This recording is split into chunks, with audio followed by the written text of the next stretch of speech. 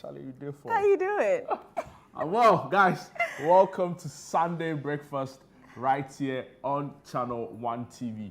On this show, we get your Sundays morning relaxed. We bring you soothing conversations. We bring warmth and a lot of excitement into your homes. Regardless of how your day looks like or plans to turn out, we make sure that you start it off the right way right here on Sunday Breakfast with myself, Jude Duncan, and of course, Eno Safo. Dude, you know, this morning when I woke up, Tell me all. and then the weather was feeling, you know, that Hamatan So feeling. wait, I was like, what kind of feeling? Baby. And then I remember it's 1st December. Yay! Why are you so excited? No, because you know, I got December, 6 days near Kotoaba, and the pressure a even bit trim. tremble. You know, December is the month. You know, is that time of the month? Is that time of the month? Any J month. I'm telling you, the jolly season. You know. Yeah. Now we'll start hearing more Christmas carols and all of that. 1st December is also World AIDS Day. Wow. Yeah. We would want to use this moment to Advise you to stay safe, right? stay safe. You know, it's funny. Way back, they taught us the ABC, right? The ABC of abstinence. They say, A, abstain. Charlie, abstain from, you know, unprotected sex. B, be faithful. Be faithful, you know. Be faithful. No, let me sit down, my breath. You know, you know, some way. Be faithful. Yeah, but it's important. You have It's to very important. Stay faithful.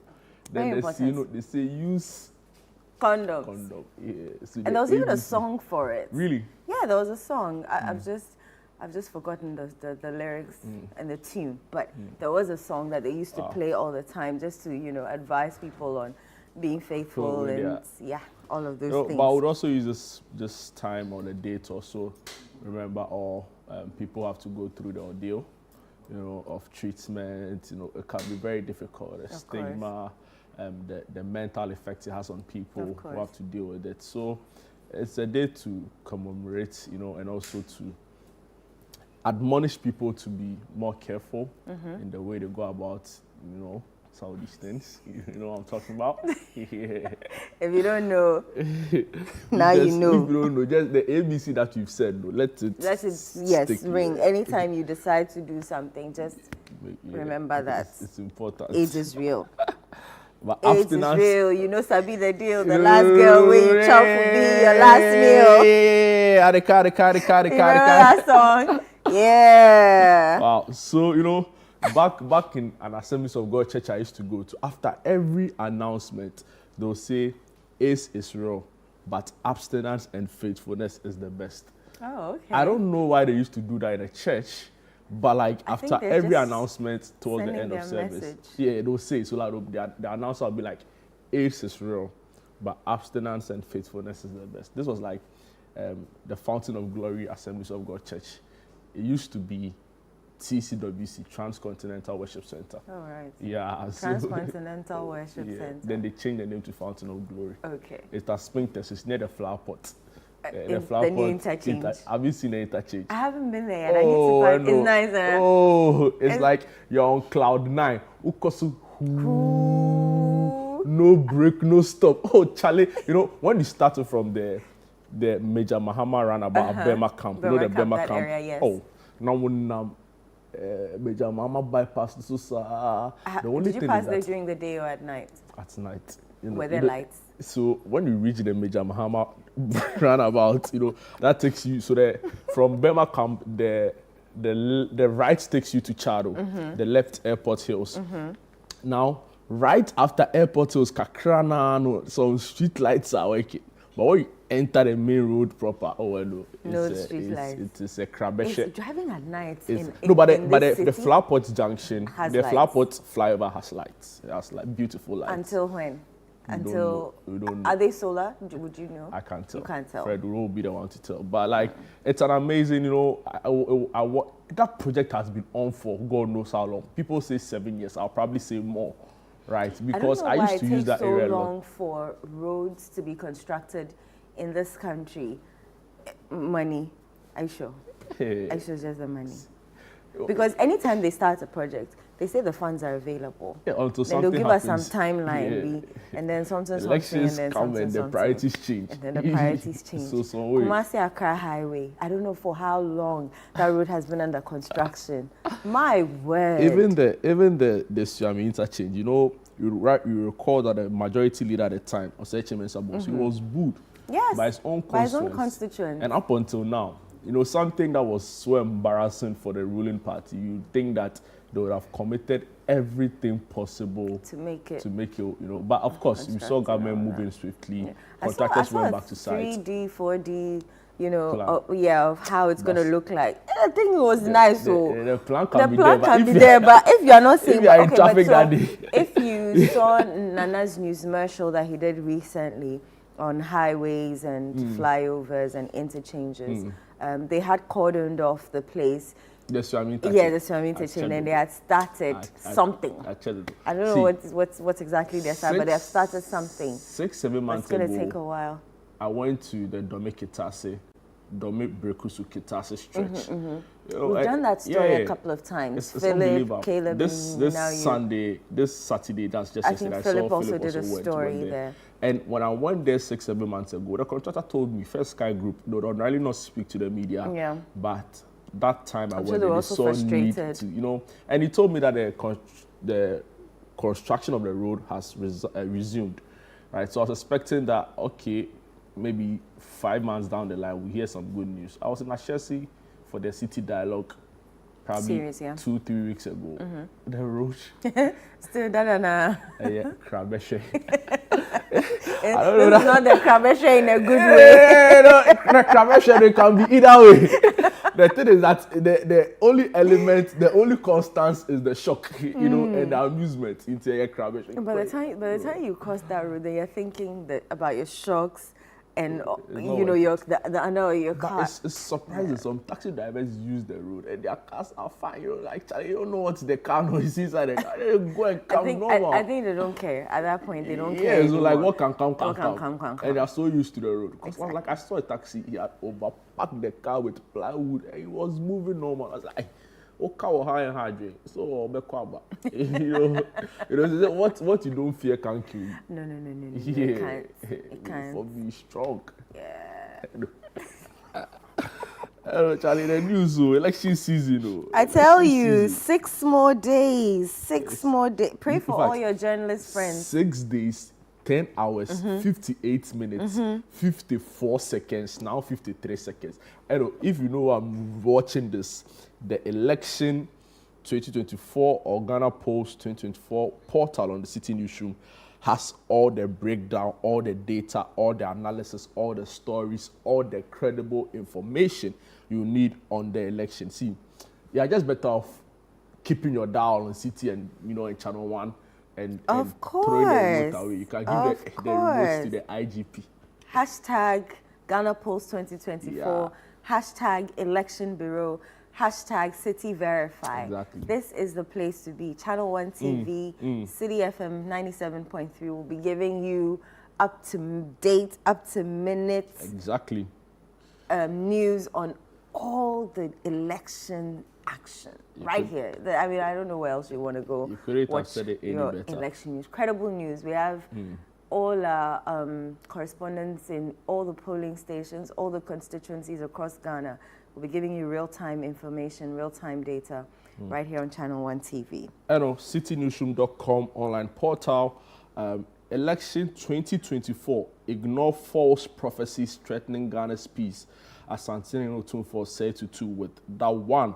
Also here, NHIS announces hospitals offering free dialysis starting 1st December. So I'll bring viewers that particular story so we all are in the know. Also here, NDC demands increased security in Owutu Senya East ahead of elections. Also here, Mahama signed the 2024 Election Peace Pact under protest. Abraham Amaleba coming in with that one. Also here, City Verify video claiming Patrick Boama advocated skirt and blouse voting is false. We earlier had an MP himself claim or say that it was an AI-generated video. Also here, CDD fellow political analyst John Osei Kwapon, doctor, has been speaking. He says peace pacts must be backed by action. Election 2024. And also Amaliba is in the news again. He was on the Big Issue show yesterday on City FM and Channel 1 TV. And he says the peace pact is unlikely to address electoral violence. He's the NDC Member of Parliament for Conflict Resolution. Sorry, he's the NDC Director, not Member of Parliament, Director for Conflict Resolution, formerly the Director for Legal Affairs. And also here, Valerie Sawyer is in the news. She says, don't vote sloppy, incompetent Baumia. I don't vote for sloppy, incompetent Baumia. And finally here, Mahama defends proposal to restructure free SHS administration. So yes, and also GHS to roll out oral cholera vaccine. Some health news, but largely all the news here election related, except for maybe the Asante. Even the Asante here, it's election sort of. Yeah, sort of. All right, I am on channel1news.com. The one is the figure one. Headline story: Resolve parliamentary impasse to protect democracy. Asante Hine tells MPs. NHIS unveils 20 health facilities for free dialysis treatment starting December 1. Ballot paper shortfalls in Volta region risk undermining EC's credibility. Codeo. Mistakes are inevitable, but EC is committed to credible elections, Fred Teta says. NPP will win December polls with science and data, according to Alfred Thompson. Election 2024, NDC to wrap up campaign with final rally on December 5. Election 2024, NPP to hold final campaign rally on December 5. Also on the Channel 1 News page, AMB Breakfast Forum tackles risks of misinformation ahead of election 2024. Election 2024, NDC to win majority in parliament according to Global Info Analytics. I'm on graphic.com. Latest news in Ghana today. Man arrested for stripping his mother naked for hating his wife. UG pharmacy student tops 2024 Ghana Pharmacy Professional Qualifying Exams. Besfa Rural Bank completes projects in 4 northern communities. 12 Ahafu youth receive 101,739 scholarships. Ministry of Education reviews ICT and education policy to address current educational needs. Boem chief declares confidence in Baumia's presidential prospects. I saw a story here that I wanted to. Human washing machine to make bathing easy developed. So the machine will bath humans? Yeah. And some people don't like to bath. Charlie, so maybe if you go and lie inside. If they bring you to Legon campus, they'll make a lot of but I want to mention some hall, but I can't. I beg you. The old students association, the old boys students association of the hall. No, come for you. Then let's leave it here. Have you opened any stories that we can review? Yes, so NHIS announces hospitals offering free dialysis starting today. Right. 1st December. The National Health Insurance Scheme has released a list of accredited health facilities set to provide free dialysis treatment across Ghana effective 1st December 2024. This initiative, announced by the Vice President Dr. Mahmoud Baumia, claims to alleviate the financial burden on kidney patients covered by the NHIS under the policy builds on successful pilot program that earlier catered to patients under 18 and those over 60 years. So, for those interested, I'll just run through the hospitals very quickly. Not a lot of them here.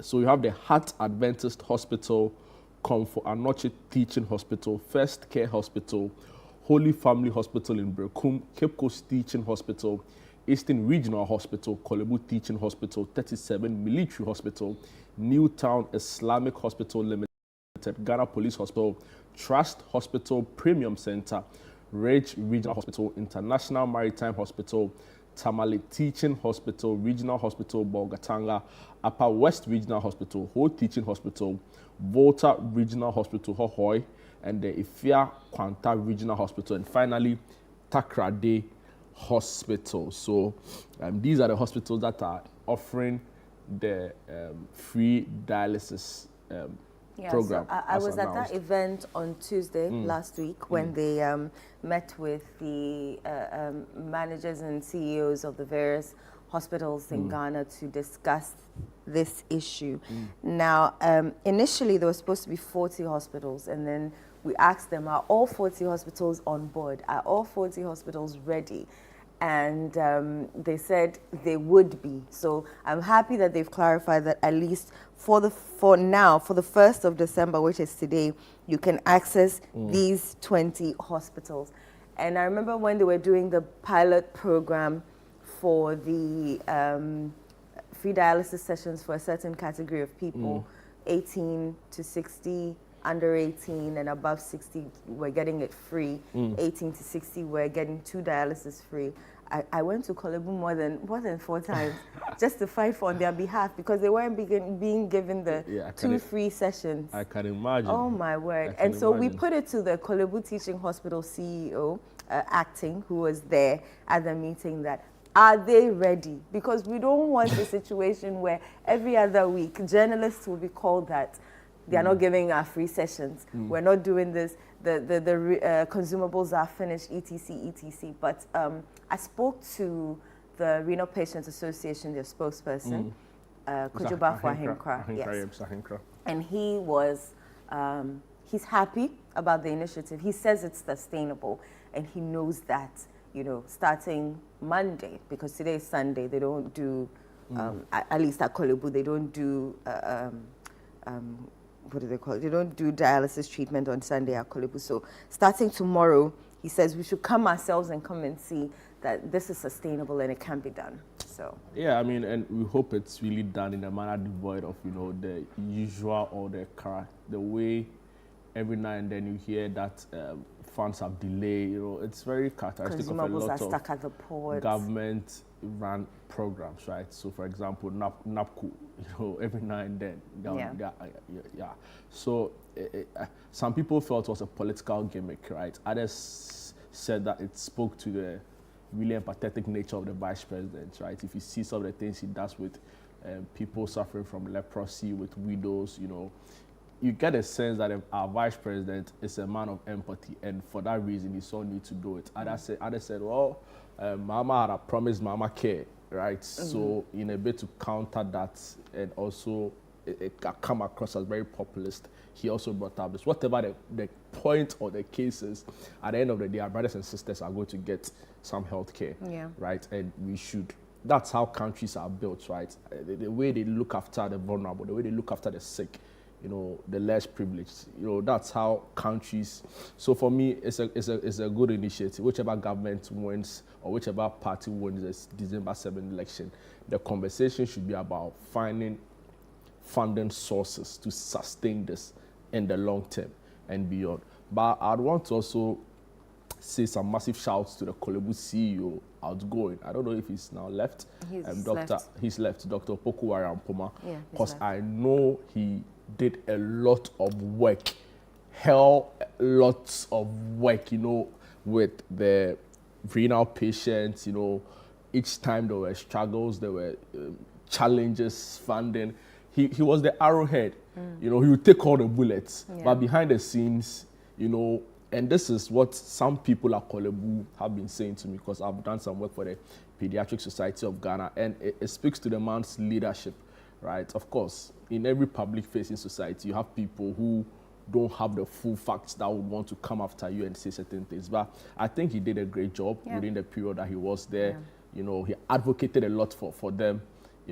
Even when it was very unpopular, he would come on TV. I remember he came on The Point of View with Bernard, trying to explain the issues, letting people understand the kind of work that has gone into making sure that all of the strategies and all of those issues at the time were resolved. So kudos to him. I think he did a fantastic job. The new CEO mentioned that their new urology unit is open, so they've gotten additional machines to augment what was already there. I think there were 10 machines in the cabin, as they call it. And so now the new urology units and nephrology units have new machines would augment what's already there. So I'm hopeful. I'm very hopeful. I'm very hopeful. Should we go through the list again? Yeah, so I was just going to say that, honestly, I see the way you cover some of these stories. You must have some heart. I do, especially when I see I think the last story I did where they were protesting, I spoke to a young girl and I had to, after the interview, I had to go find a place to shed a few tears because I was heartbroken. That's at such an age, 7.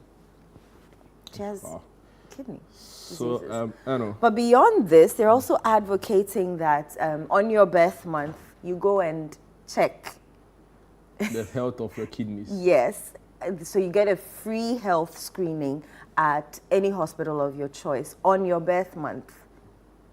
Yes, the NHIS are saying that. So they're just trying preventive care because kidney diseases are rising and we don't want that in the country. Also don't want to burden the system. Just because it's free doesn't mean that you can do whatever you want. They're also looking at organ donation. They said it's on the table, it's still being discussed because aside, the dialysis, organ donation is the next thing. Yeah. I'll bring viewers the list of hospitals in the course of the show again. I have it here. Let me read it quickly.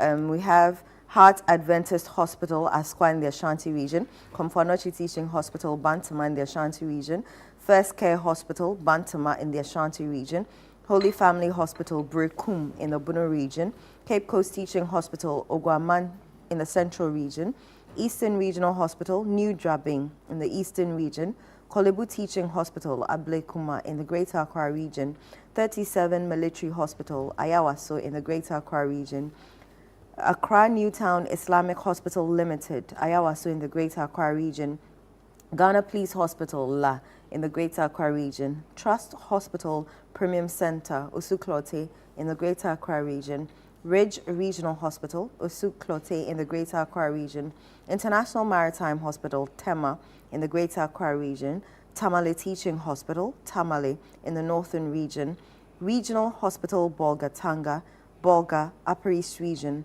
Upper West Regional Hospital, Wa, Upper West, Ho Teaching Hospital, Ho in the Volta region, Volta Regional Hospital, Hohoi, Hohoi in the Volta region, Ifeankwanta Regional Hospital, 2nd D in the Western region, and finally Takrade Hospital, Takrade in the Western region. This will bring a relief to some of the patients because some of them have to travel far just to, access dialysis treatment. So this is good news.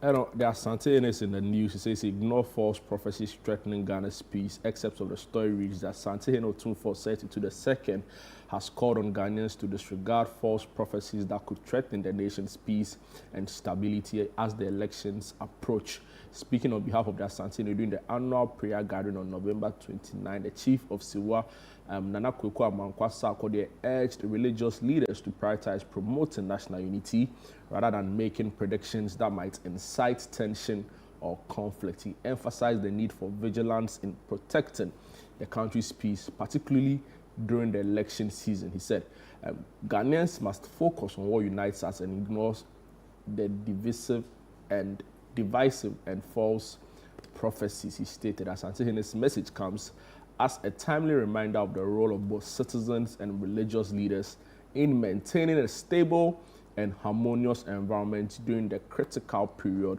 in the nation's history. Absolutely. Right, because for the first time we have in our Fourth Republic a non-Christian on the ticket of a major political party or one of the leading political parties going into the elections. Now we don't see a lot of that, and I'm grateful for that, because you don't see a lot of the religious incitements and some of the incendiary remarks. So that's a good step for our politics in general, and I want to see a lot of that. Yesterday on the show, I was telling you how distasteful, in my opinion, some of the ads we've seen running on TV were. Speaking to it was not proper. It wasn't. I don't want to highlight it, but the point is that in the political communication, we've not seen people make some insightful comments, and for that I'm grateful for it. So we need that tolerance going on, and like Asante is saying, we should focus on what brings us together and not what divides us. Right. And the point really is that what brings us together as a people far more outweigh what divides us, right? So let's focus on those. You know, Banku, actually, you know, if you are Kumasi, I'm from wherever I am. But if we sit there, we are eating fufu. That's, you know, we enjoy fufu together. Yeah, we'll enjoy it together. You know, there's so many things that brings us together as a people. Yeah, let's stay with Asante a while longer. He's saying that they should resolve parliamentary impasse to protect democracy. And he was telling, he was at KNUST for their graduation. And he says that he described the situation as a drama in Parliament. This is channel1news.com. Otumfuo noted that this is the worst possible time for such a crisis, stressing the need for constructive debate and the reconciliation of opposing views. He was speaking at the 58th congregation of the Kwame Nkrumah University of Science and Technology, and he's urging both sides of Parliament to resolve their differences swiftly. He warned that Ghana's democracy remains too fragile to endure a prolonged political standoff. So, you know, that'll be the whole story. That'll be the whole story. You have to be responsible. Election season is approaching. Like they say, last days are dangerous, but last days can also be the best days, right? If we are more responsible and tolerant of how we assess or look at each other's views. And for me, 6 days more, let's keep the conversation civil. Let's keep it respectful. You may not necessarily agree, but that's the beauty of democracy. Of course, we all have our opinions. Thank you. Like they say it in Chi, kebi na min kebi. You know, so what can the area? Thank you. So keep it respectful. Let's keep it civil. Let it be devoid of any virtual and incendiary remarks. Can, you know. We don't have any questions for our viewers to answer. Maybe yesterday's question, but we actually have a lot more messages that came in yesterday. Yeah, that came in from yesterday. Wow. So maybe you can just ask it today as well and try and solicit views. Yeah. Yesterday I saw a lot of unpopular comments on Twitter, to be specific. On Twitter? I don't know what he did, but people were on his case. He had his State of the Nation address. Yes. True State of the Nation address. So the one Anado did. No. That one is not the State of the Nation. The true State of the Nation, according to Cheddar. Wow. I saw him gift some man who said he looked like Nkrumah a bicycle. Oh, really? Yeah, and people were like, so wait. He also was on Twitter yesterday, all over the place. Nice. I see. Yeah, so, it will be interesting to know why people want to trust a third alternative or a third force. In Nigeria, Peter Obi took it to a different level. Right, when he was really prominent in the results in the polls. But in Ghana, it looks like MPP and NDC, they've locked their place. And it's not giving room for any strong third force. Yeah. So, right? Even Alan. So our question to you, our viewers, is whether or not you are voting for a third force in our election 6 days away, or you're sticking and staying with the two major political parties. Send us your messages, send us your comments, 0204-447-033, 0204-447-033, and we would love to read it. We're going on a quick break. When we come back, we have a surprise for you. Don't go away.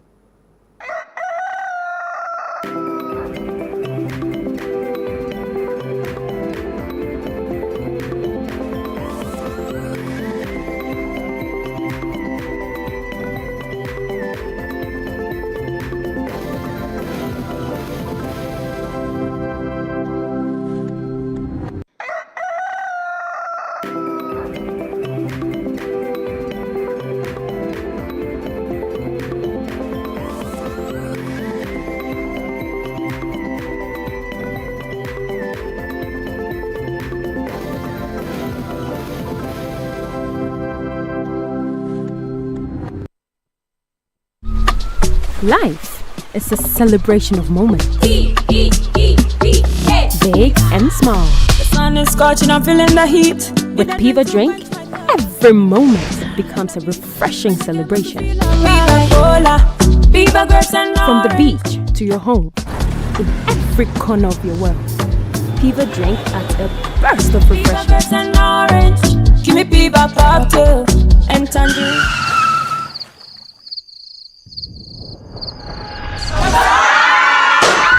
Celebrate every moment with Piva drink. Refreshment for every occasion. Piva drink, a taste you will love. P for Piva. This advert is FDA approved.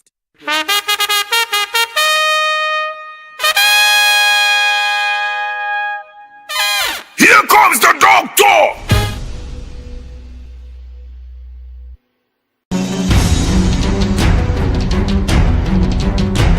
This election season, Channel 1 TV is bringing you closer to every vote, every constituency, and every result. Our team will provide in-depth data-driven analysis to show you what each vote means for our nation. From the campaign trail to voting day and the final declaration of results, Channel 1 Television is covering it all. We'll be on the ground in all 276 constituencies, so every voice is heard and every community represented.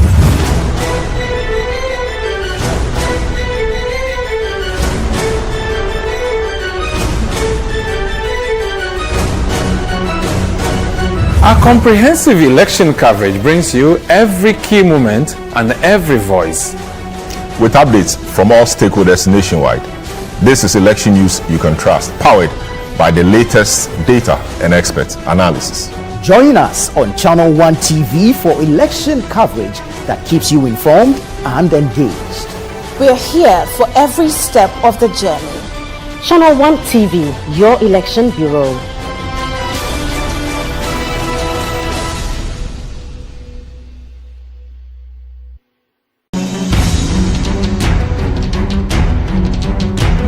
This election season, Channel 1 TV is bringing you closer to every vote, every constituency, and every result. Our team will provide in-depth data-driven analysis to show you what each vote means for our nation. From the campaign trail to voting day and the final declaration of results, Channel 1 Television is covering it all. We'll be on the ground in all 276 constituencies, so every voice is heard and every community represented.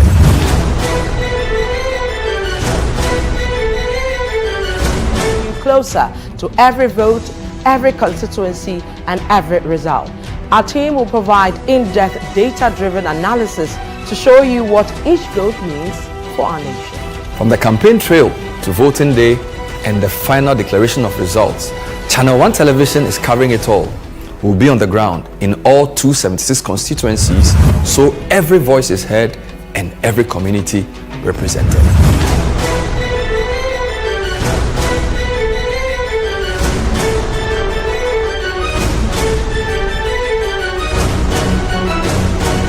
Our comprehensive election coverage brings you every key moment and every voice.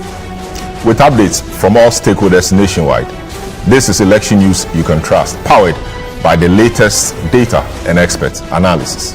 Join us on Channel 1 TV for election coverage that keeps you informed and engaged.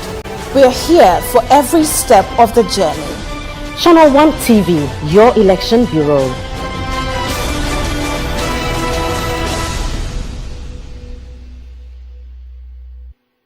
Phoenix Club, uplifting women. Phoenix Club, uplifting women. Phoenix Club, uplifting women.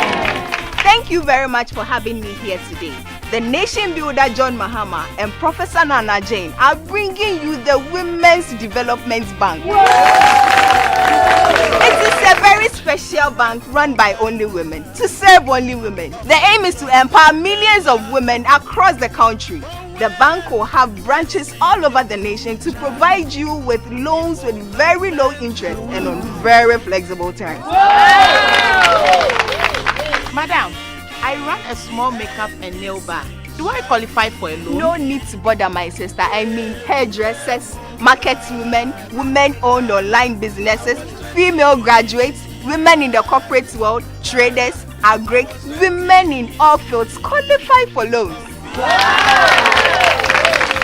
With John Mahama and Professor Nana Jane at the helm, the Ghanaian woman will surely rise. Vote for change. Vote for John Mahama and the NDC.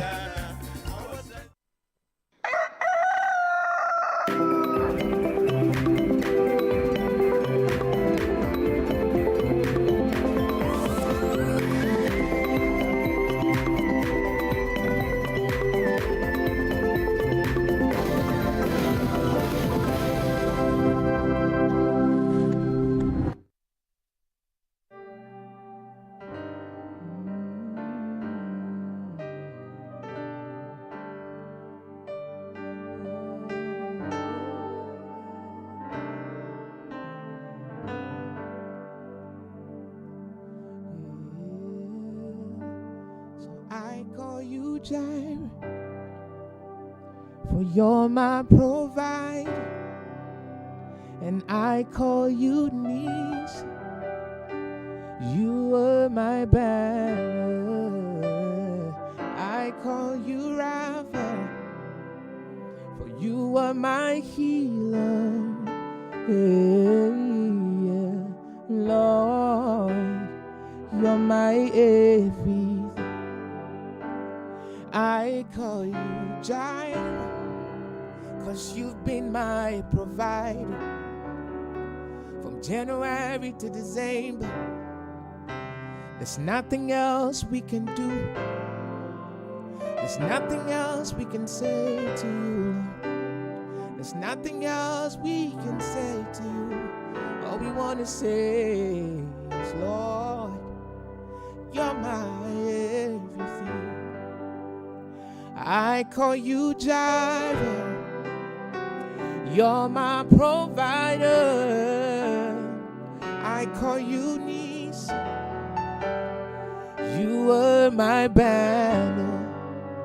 And I call you Rapha, you are the healer of my diseases.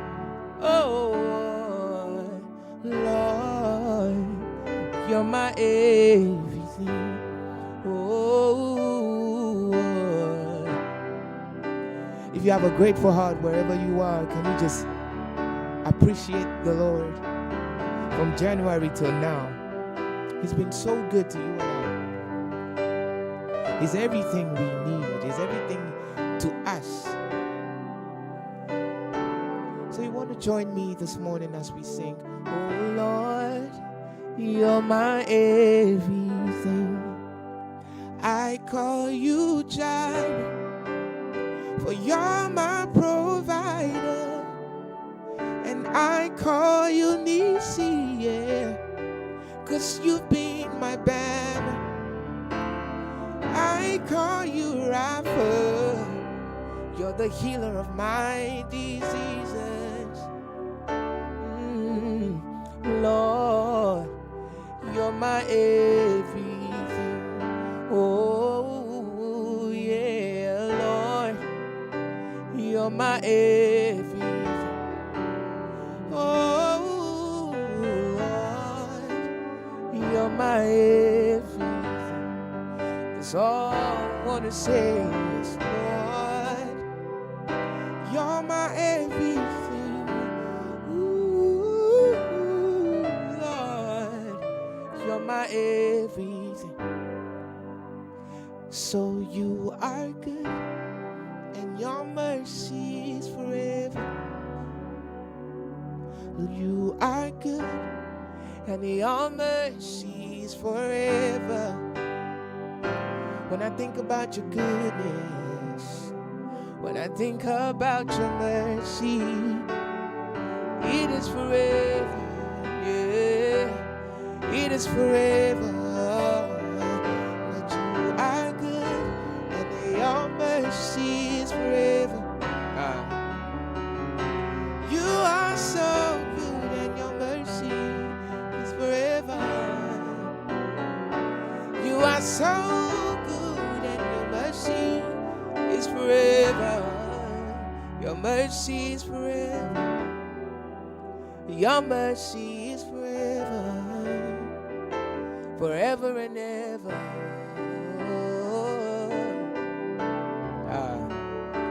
forever and ever, yes, Lord. Morning by morning, your mercies are new. It is forever. Oh, you are forever. Oh, it is forever, yes, Lord. Oh, it is forever, yes, Lord. Oh, when we think of your goodness, when we think about your mercies, when we think about your grace over all these months, over all these weeks, Lord, you've been so good. All we want to say is thank you. All we want to say is thank you. Oh, so Lord, you're my everything. Oh, Lord, you're my everything. Oh, Lord, you're my everything. Oh, you're my everything.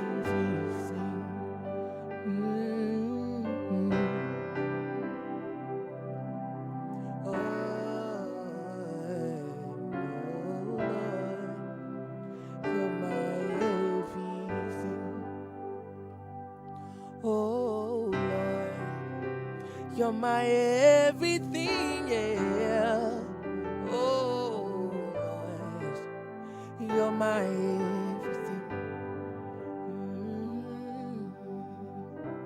'Cause all my life you have been faithful.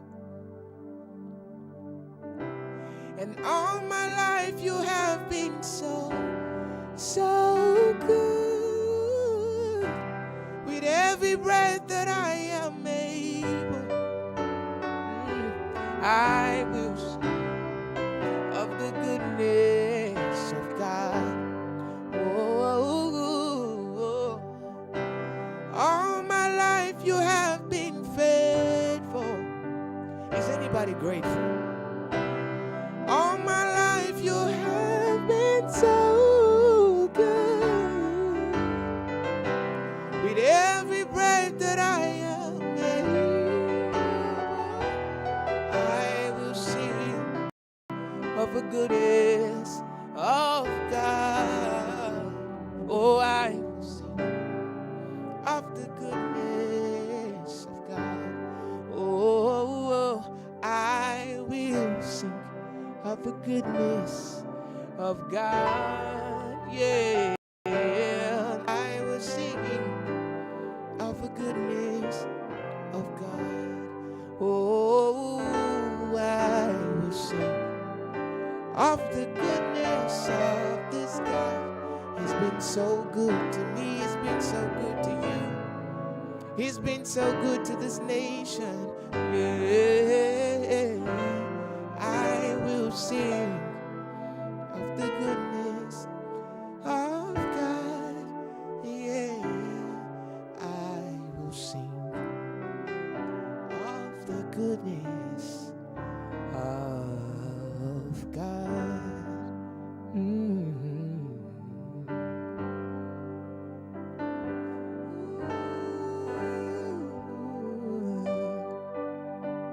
Oh, your goodness is running after. Oh, your goodness is running after. Keeps running after. Oh, Lord, your goodness, it keeps running after. Oh, your goodness, it keeps on running after us. Oh, we will sing of your goodness.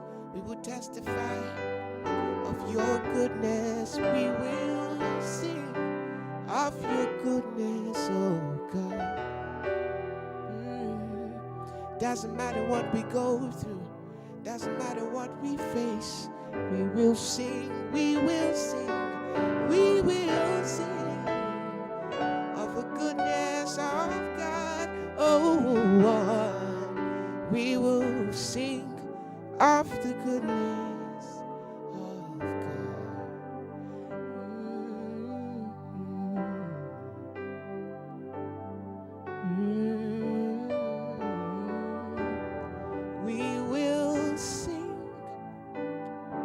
of the goodness of God.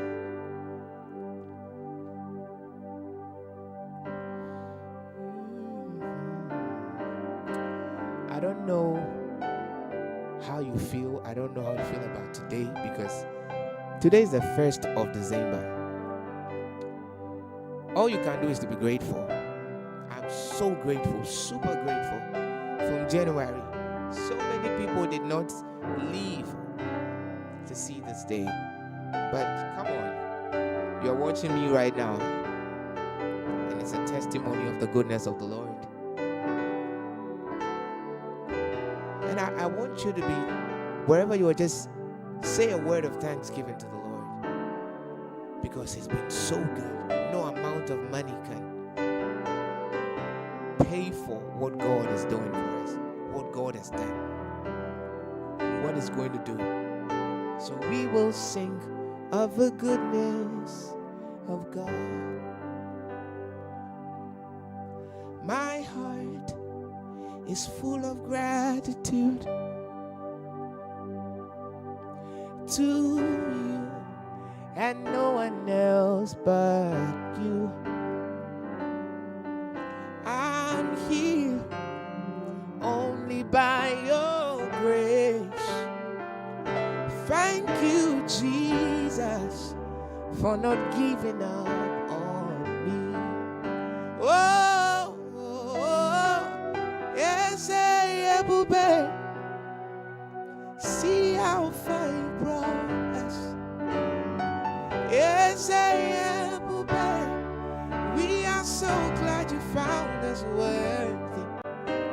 So we can see, we can tell, and we know it's your grace.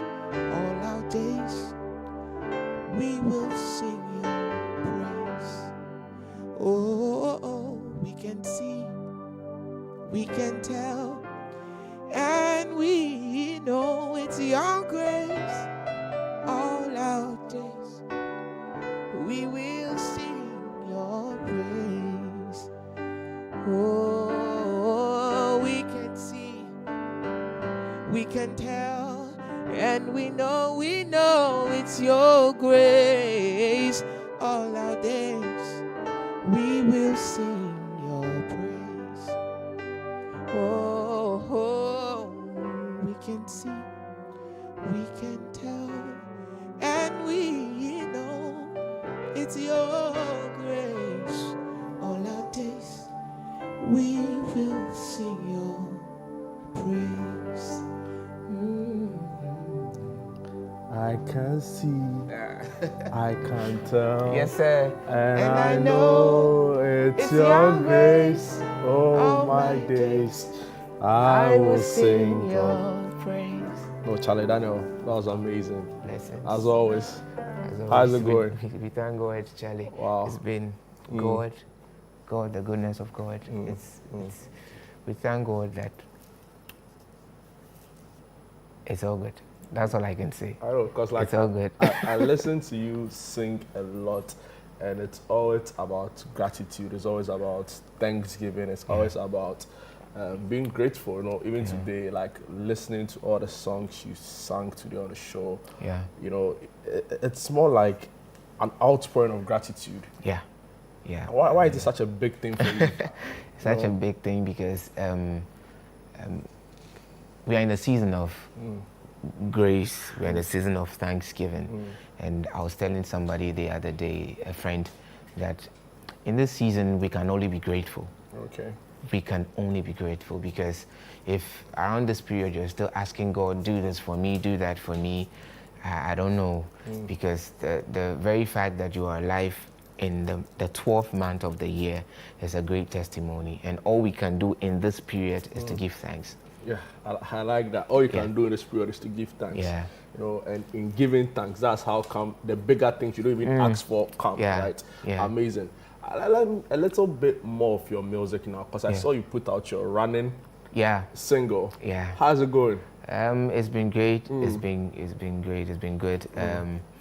I put out some visualizers and on TikTok especially to try push it, you know, and the responses have been great. And we're still doing our best to push it.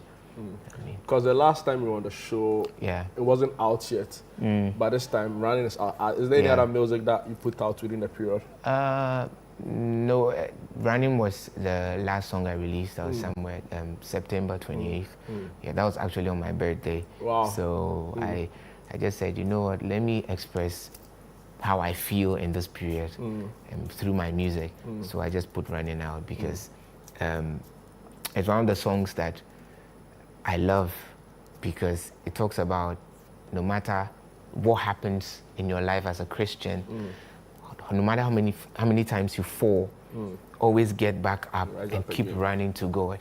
Wow. You know, and in my journey with God, there's been so many ups and downs. At times where you fall, you have to rise and keep running.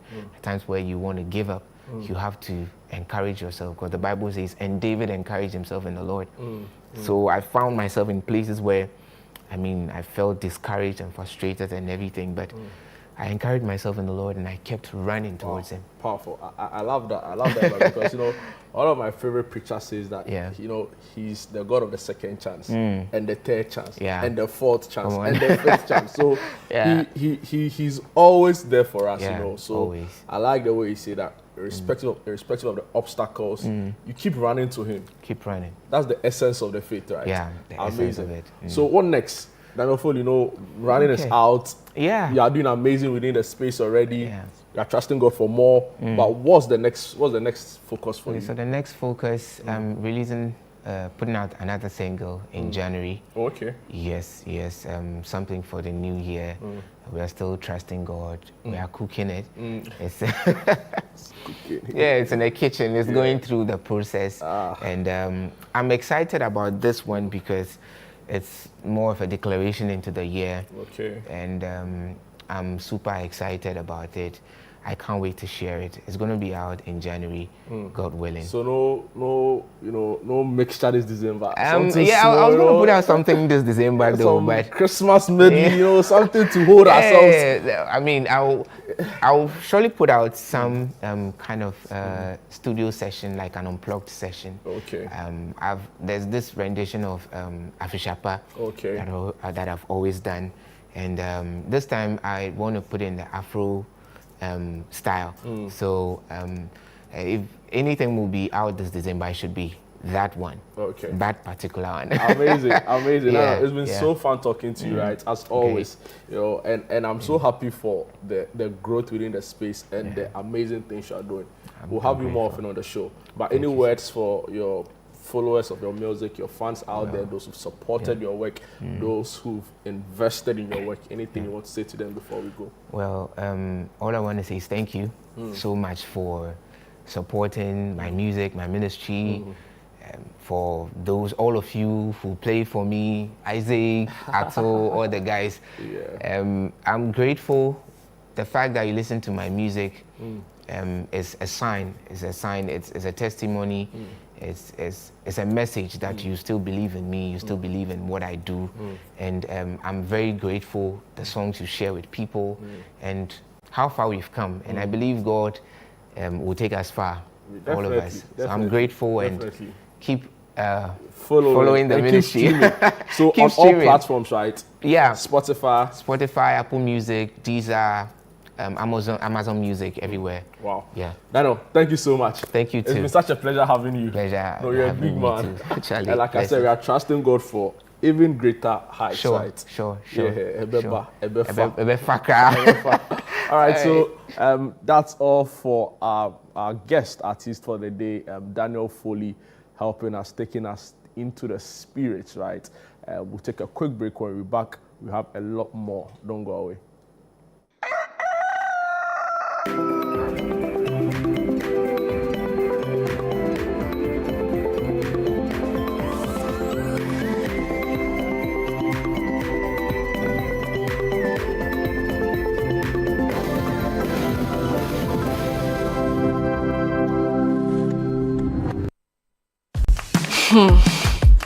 Look around. Home also need a makeover. Mine clearly does. So we went to Ashroom and found the Como collection. It had everything we're looking for and more. Matching furniture for the entire home, designed with you in mind. Where's Como collection? Dressing up is just a breeze. Always ready with a perfect accessory. A magic dressing mirror. One look and you're ready to face the world. Or at least the kids. A bed perfect for young men who want a table that turns into a treasure chest. And finally, a sofa with this grand TV unit for family time at home. Head over to any Ashphone store now and discover the new Como collection. Ashphone, feel it, know it. Hey, Cha, once again you are welcome. Hey, how is my nephew? By God's grace, he's well. He's the reason why I came here today. Opa, thank you for sending us money the last time. It was very useful. As I sent it to your nephew in school to be buying food small. You already know the feeding challenges with free SHS these days. He's already home for vacation. And I need some help to enroll him in private classes. But he just left for school a few weeks ago. I mean, as for this your traffic light system, I don't understand. And we have to cough money for extra classes in this economy. Look, it's unfortunate the way we are playing with the future of these children. Yes. This free senior high school program needs to be improved. And that is where John Mahama comes in. They say he's coming to cancel the free SHS when he comes home. How can the person who started the progressively free SHS program cancel it? Rather, he is going to maintain and improve it by abolishing the double track system, providing dedicated source of funding, and include the private senior high schools in the program. You know, he's also going to decentralize and improve the food procurement to make sure that our children can eat good food while they're in school. Echa, money can breathe. I'm going to campaign for John Mahama because I want quality free SHS for my children. Enough of the traffic lights. Vote for change. Vote for John Mahama and the NDC.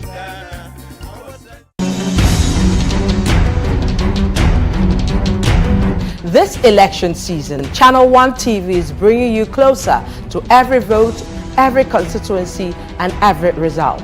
Our team will provide in-depth data-driven analysis to show you what each vote means for our nation. From the campaign trail to voting day and the final declaration of results, Channel 1 Television is covering it all. We'll be on the ground in all 276 constituencies, so every voice is heard and every community represented.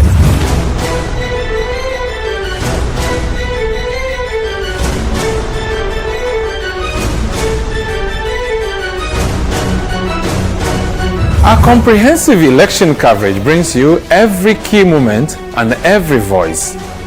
With updates from all stakeholders nationwide, this is election news you can trust, powered by the latest data and expert analysis. Join us on Channel 1 TV for election coverage that keeps you informed and engaged. We're here for every step of the journey. Channel 1 TV, your election bureau.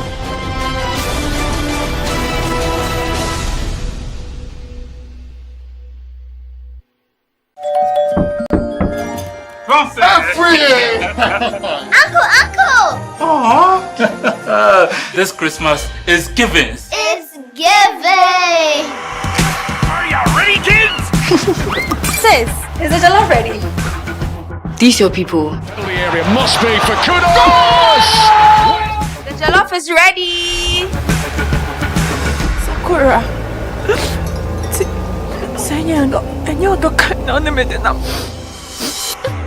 I'll be right there. Sorry, the pepper from the jollof. Thompson, it's been an emergency. We need to step out for a bit. Oh. 5 more minutes. Hey, Mrs. Afri, can we get some takeaway packs? This Christmas, it's giving the best in entertainment on DSTV. Grab a DSTV decoder or reconnect to your existing subscription and be entertained. Now this is giving. Thank you.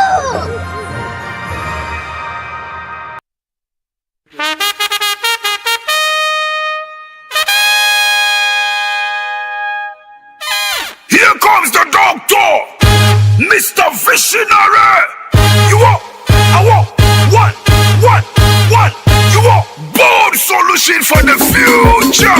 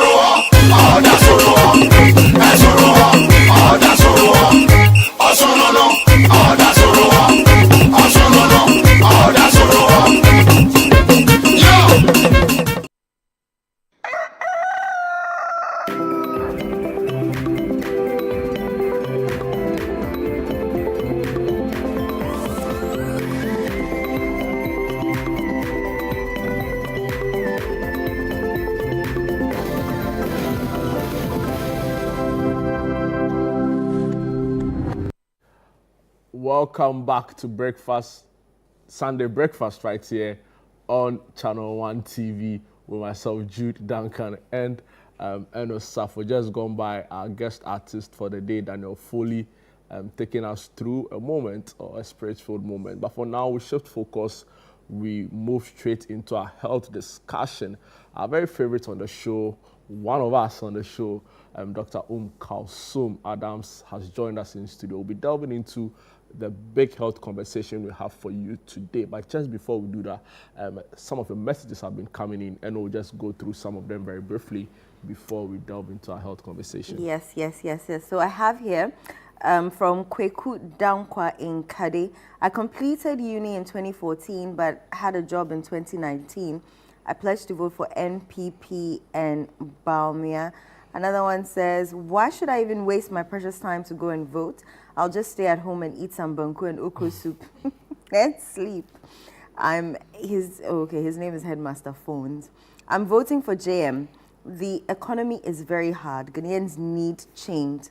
Nyaba Felix from Kentampo. Good morning, my lovely friends. I'm Yak. I'm voting for JDM to rescue this nation from bad governance, lying to God for building him a cathedral, and to hold this current government accountable for grabbing state assets nyafu nyafu. Good morning, Eno and Jude. It seems we are forgetting the biggest third force in the Ghanaian politics, spoilt, rejected ballot party.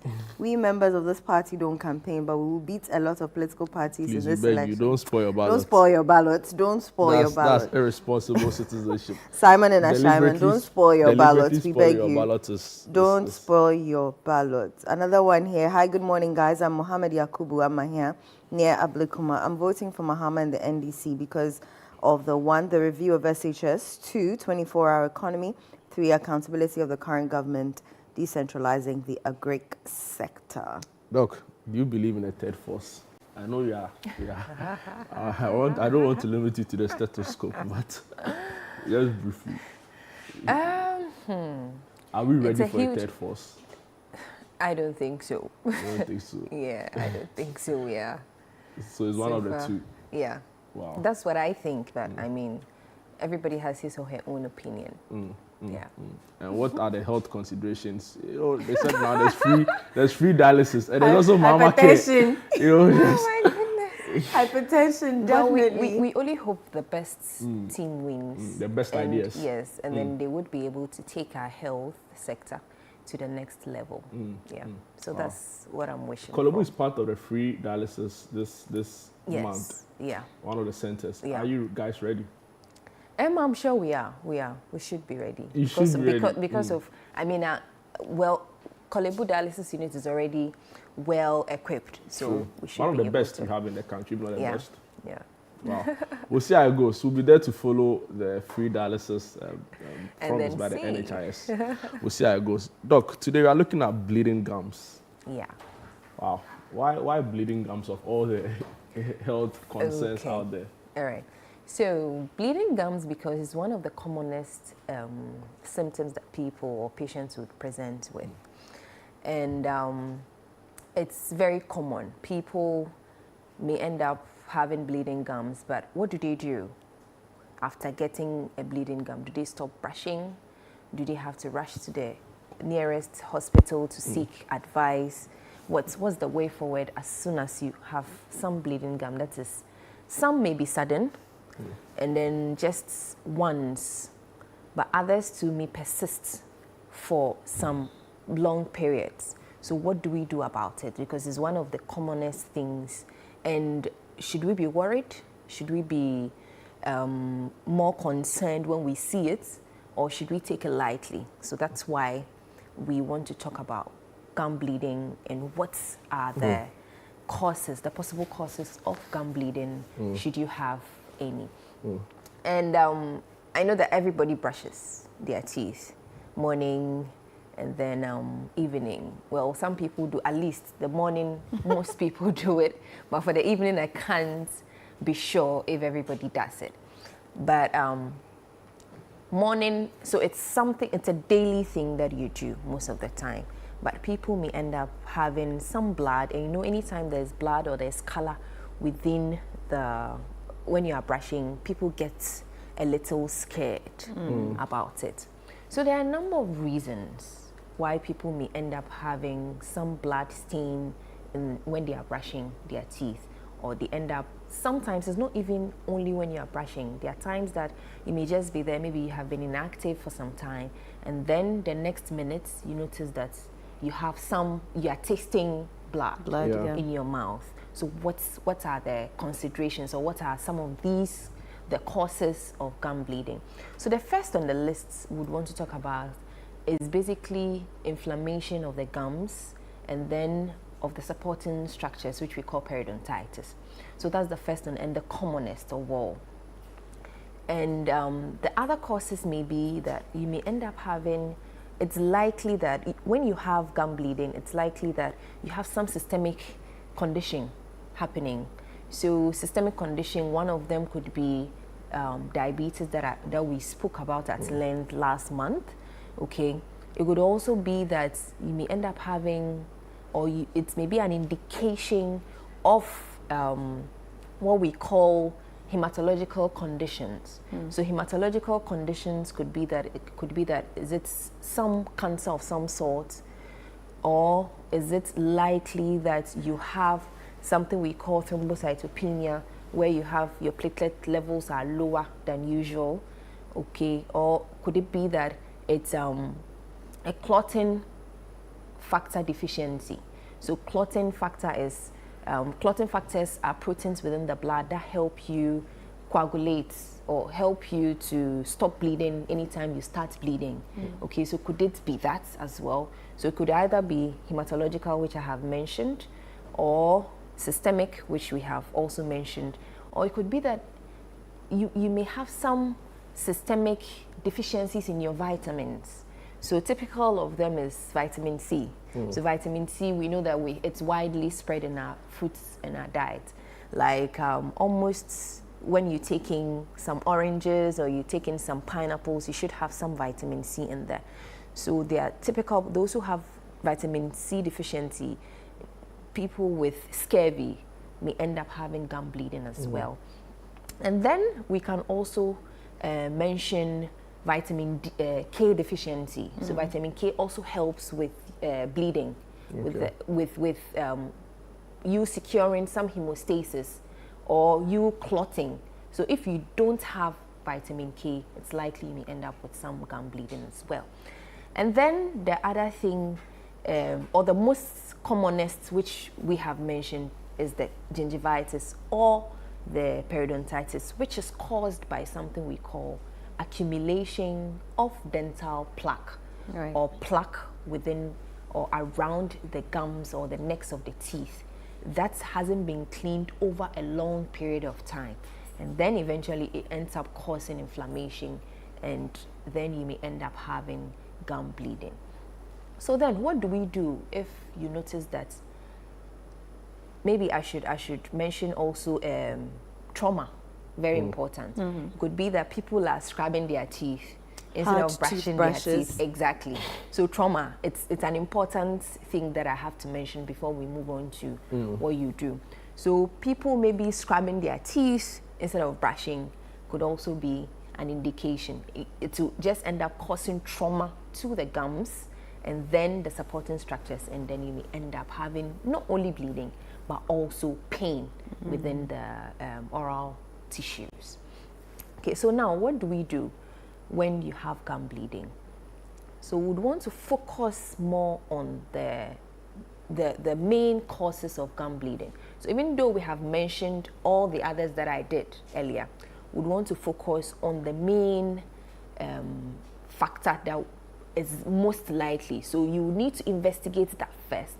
And then if you notice that is stable, the gum health is stable, the periodontal health is stable, and the patient is still bleeding, then you would need to go systemically and then check for other causes that we have mentioned. So we'll focus on gingivitis, periodontitis. And how does this come about? Basically, it comes about from plaque. Every morning you wake up, you brush your teeth. What are you brushing? I don't know if you've asked yourself that question before. What are you brushing off? Are you brushing off the debris? Are you brushing off to get a fresher breath? Or what are you doing? I assumed it was the fresher breath. Okay, so most people will say fresher breath. And others too may say that, okay, we are brushing because we feel that maybe there's something around our teeth that needs to be taken away. And that's true. Because the moment you brush and you brush effectively, what happens is that if you have brushed very effectively and removed all the plaque that has accumulated over 24 hours, at least for the first hour or two, what happens is that you have this pellicle forming around the teeth. So it's a clear pellicle. It's from the saliva that you have in your mouth. So it just forms, it's like a thin, transparent lining around your teeth. It's a clear pellicle. Then after that hour, so from 3 hours to about 4 hours, then you start having bacteria colonizing on this pellicle. Okay, so that bacteria, most of the time you have the Streptococcus sanguis and then Streptococcus mutans coming in to attach themselves to this clear pellicle.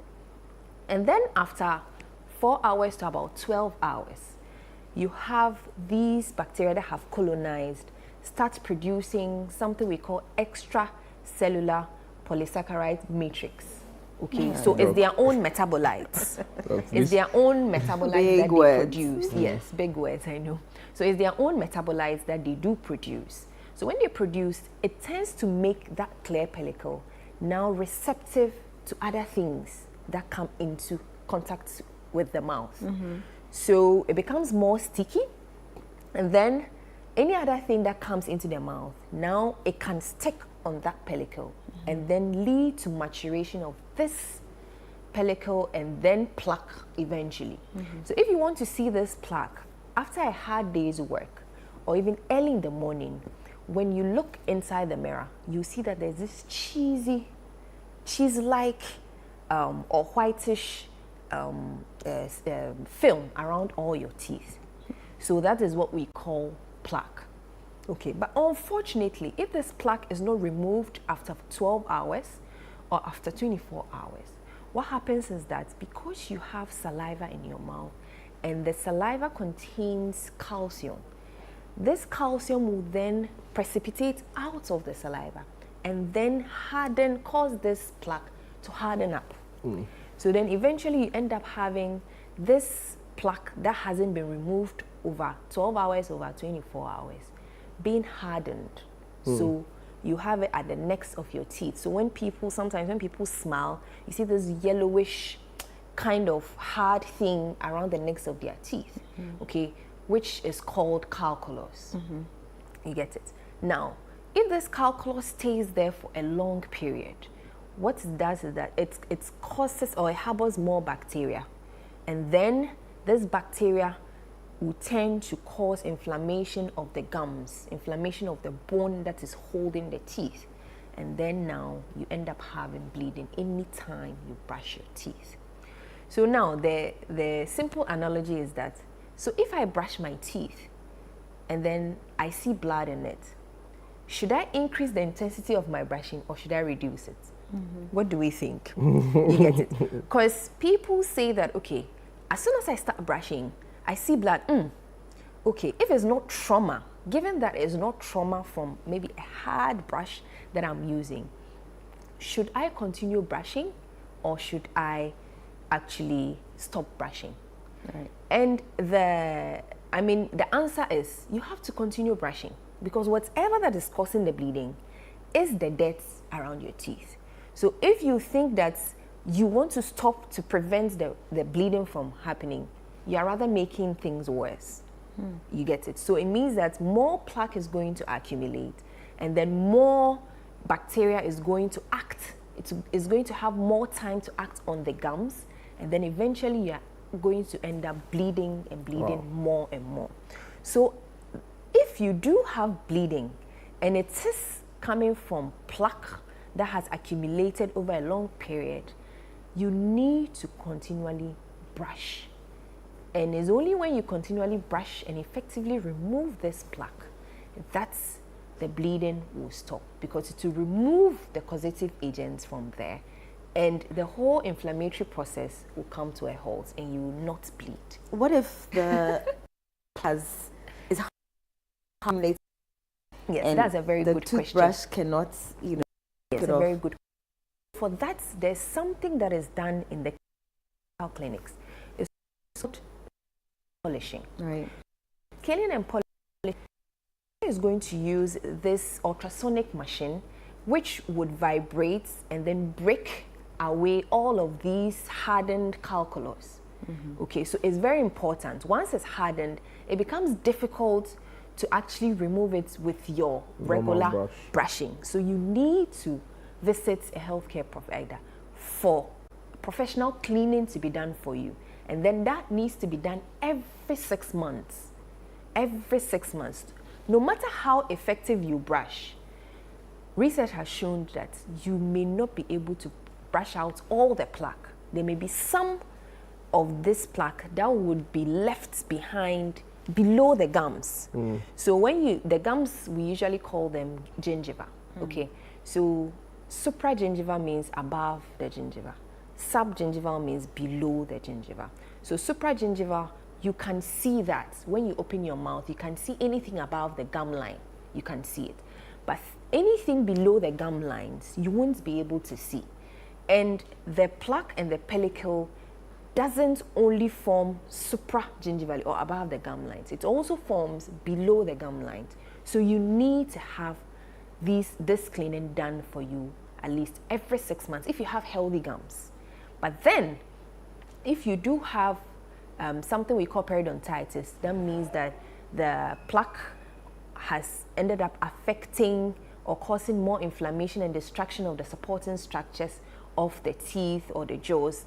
That's the bone and then the cementum and all of that. Then you need to be giving a tailored timelines for cleaning.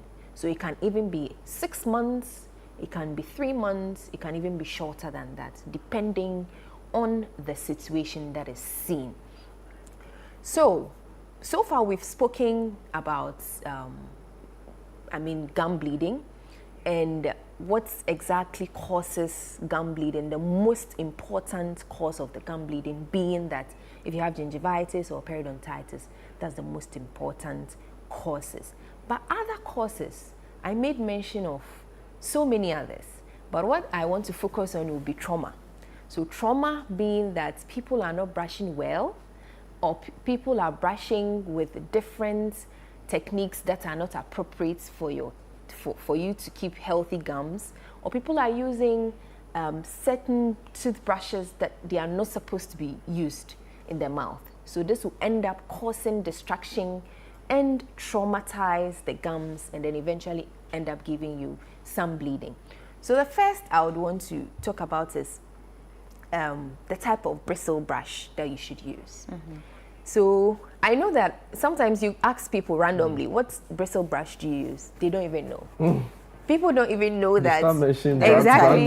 Exactly. They don't even know that if you are going to purchase your brush, there are labels at the top of it. So you can either see medium, or you can see hard, or you can see soft. So ideally, you should look out for these before you purchase any of the brushes. So for adults, it's recommended that you use medium toothbrushes. And then for the children, you can use your soft toothbrushes. Okay, and there are times that maybe a soft toothbrush may be recommended for a short period for an adult as well, depending on what is seen. Now, the hard brush is not for brushing. I'll say it again, the hard brush is not for brushing. So then why are they even in the People system? even go using smokers. I've seen that one. People actually use smokers, and it's so hard. And then yes. So then why is it then on the market? Exactly. So it's something that I'm sure FDA would have to work on, you know, because people end up having this extrinsic stains on their teeth. So sometimes you can see that their teeth are brown because of chronic smoking or use of or drinking of drinking of coffee. Okay, so people think that when they use the smokers or the hard brush, they are able to remove all of these stains. But they forget that if you are trying to remove these stains from your teeth, the teeth surfaces, yes, it affects the supporting structures, which are your gums or the fleshy part of your teeth.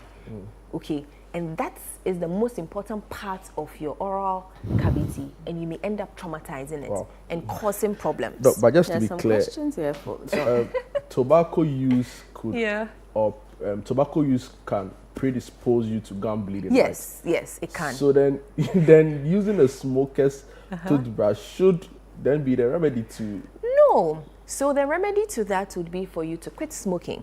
That's one. The other thing would be that whatever distraction that has been caused after you quit the smoking would then be assessed and then treated appropriately.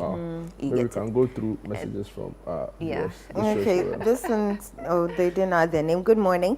I'm watching from the north. Kindly ask doctor how often one should go for dental care within the year. Good morning. I'm watching from Choco. My name is Ache. Please, I want to know if it's advisable to use mouthwashes. Okay. All right. So the number of times to visit is every 6 months. So that's twice a year. Okay. And then the second question about mouthwashes. Yes, mouthwashes are advisable. We have different mouthwashes on the market. So Listerine is one of the brands that is recommended. It gives you a fresher breath. But there are medicated ones as well, like the chlorhexidines and then chlorhexidine gluconate and the others. Those ones are prescribed. And the reason why they are prescribed is because if they are used for prolonged periods, they may end up causing teeth staining. So if it's been prescribed for you, that's the chlorhexidine gluconate, if it's been prescribed for you for specific periods, let's say for 2 weeks, please don't go beyond the 2 weeks if it's done. Don't go and purchase again and then continuously use it again, because it will end up giving you some side effects like causing the stains on your teeth and all of that, and discoloring your teeth as well. Yes, so yes, mouthwashes are good, and it has to be used appropriately. Very briefly, what's the science behind the whole use of salt water to rinse gums? Okay. So salt water, usually we say warm salt mouth rinses. Okay. So salt water, it has to be warm. That's one, warm. Two, it has to have some salt, and then so the warmth within it has to do with healing. So when blood contains white blood cells, and white blood cells is what helps with healing. Anytime you have maybe an infection somewhere, or you want healing, you have a sore somewhere, you want healing to take place. Now, for you to get these white blood cells to the system, to the area, you need to get your warmth. And the warmth, what it does is that it dilates the blood vessels. So once, let's say, your tubes are smaller, means the volume of blood that is reaching the area. Okay. But then if the warmth dilates it, more blood gets there. And if blood gets that, more of the white, and then you have your healing that you want.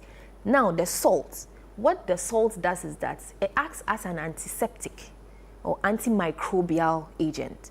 So the salt would, most of the bacteria have some cells. So then it causes osmosis such that the cells within these bacteria or whatever is taken away. So it kills them. It either kills them or it slows down their replication. So that's the science behind the warm salt mouth rinses. So if it's recommended, it's because of warmth getting blood to the sites, and then in extension white blood cells to the sites, and then the salt being an antimicrobial agent that will kill whatever bacteria or whatever microbial agent that is at the site. Okay, so that's basically it. So let me just touch on the brushing techniques quickly. So as we've mentioned, you need a medium for an adult, and you need the small, the soft for the children. And the brushing techniques, we don't want up-down brushing. Okay, so the up-down brushing, what happens is that you tend to push away your gums. Okay, so imagine you are doing up-down for the next 20 years. You can imagine the distraction you would have done. Yes, you would have pushed your gums away and then exposed the surfaces of the root of your teeth that are not supposed to be exposed. And that will lead to gingival recession. And this gingival recession would end up with some hypersensitivity. So now you end up having this short, sharp pain associated with temperatures and even taking in certain kinds of foods. The other is that doing the horizontal brushing. I know that a lot of people do horizontal brushing. When they wake up, oh yeah, we are going that way. Okay, so that horizontal brushing is also not recommended. The reason being that if you have this horizontal brushing done for a very long period, it also causes gutters to form around your teeth. So these gutters that form would end up giving you hypersensitivity in the long run as well. And then you may end up with pain eventually. So the recommended is to do it in circles. So you put the toothpaste on your toothbrush and then you go all the way to one corner of your mouth, either the right or the left, and then you start brushing in circles. So you brush in circles till you get to the midline, and then you change direction and go all the way to the other side. Okay, so that's for the outside. Then you open your mouth very wide, and then you put the brush at an angle of about 45, and then you sweep out, okay, for the insides. So you sweep it out, and then eventually to clean the lingual and surfaces of your teeth. Then where you put your food to brush, to crush your food, that side you can do your horizontal brushing on that side, and then you bring out your tongue forward, and then you brush that also in one direction from the back outwards. So this is ideally how you should do your brushing. And then also flossing. Flossing is very important, where you clean in between your teeth with the flosser. So if you can't at all do flossing, at least try and do it once every day, which is the best time of your day where you have a lot of time.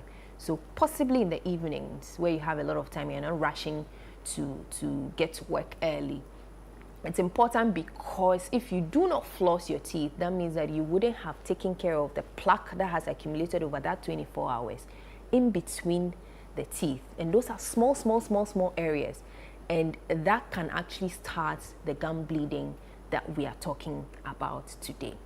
And to also mention that aside you doing your flossing and then you brushing effectively.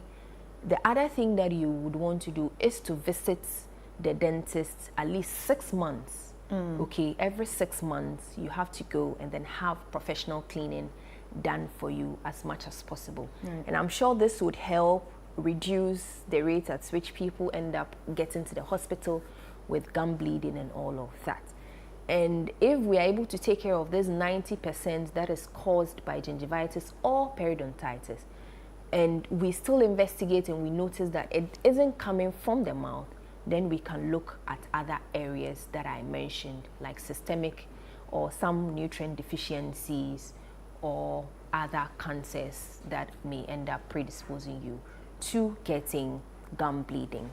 There's so many questions here for you, but quickly, just to yes or no. Okay. Is hydrogen peroxide safe? Can baking soda be used to brush your teeth? Rinse? Okay. Yeah, so hydrogen peroxide, yes, it is safe, but it has to be done in particular proportions.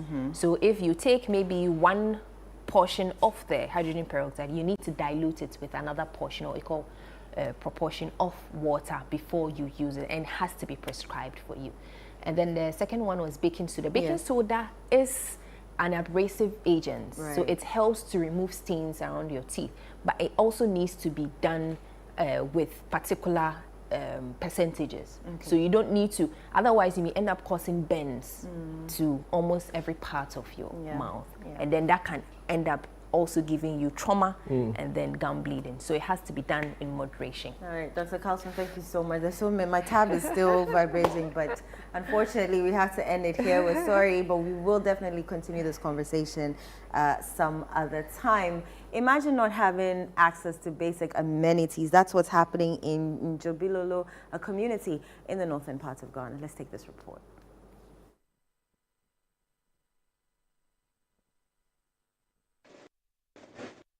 Visiting these communities, one might question whether they are truly part of Ghana, given the glaring lack of development.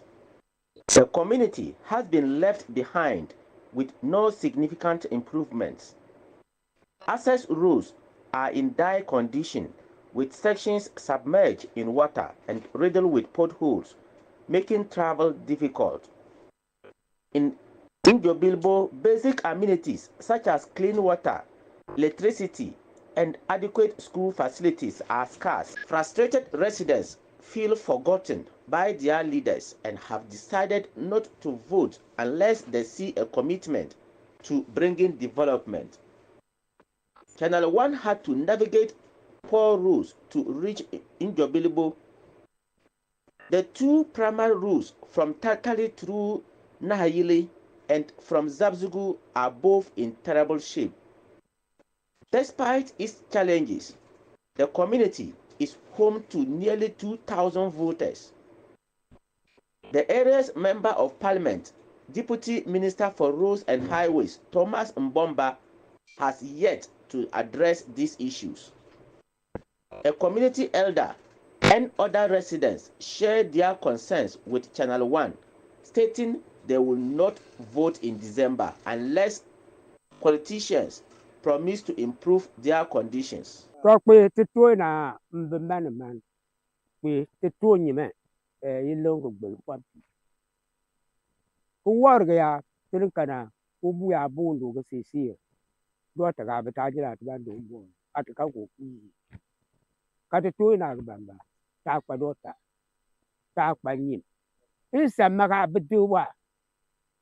Yung makabe ka tutu na gabamba barantigi na tu tabagalan tu betaba bada kanda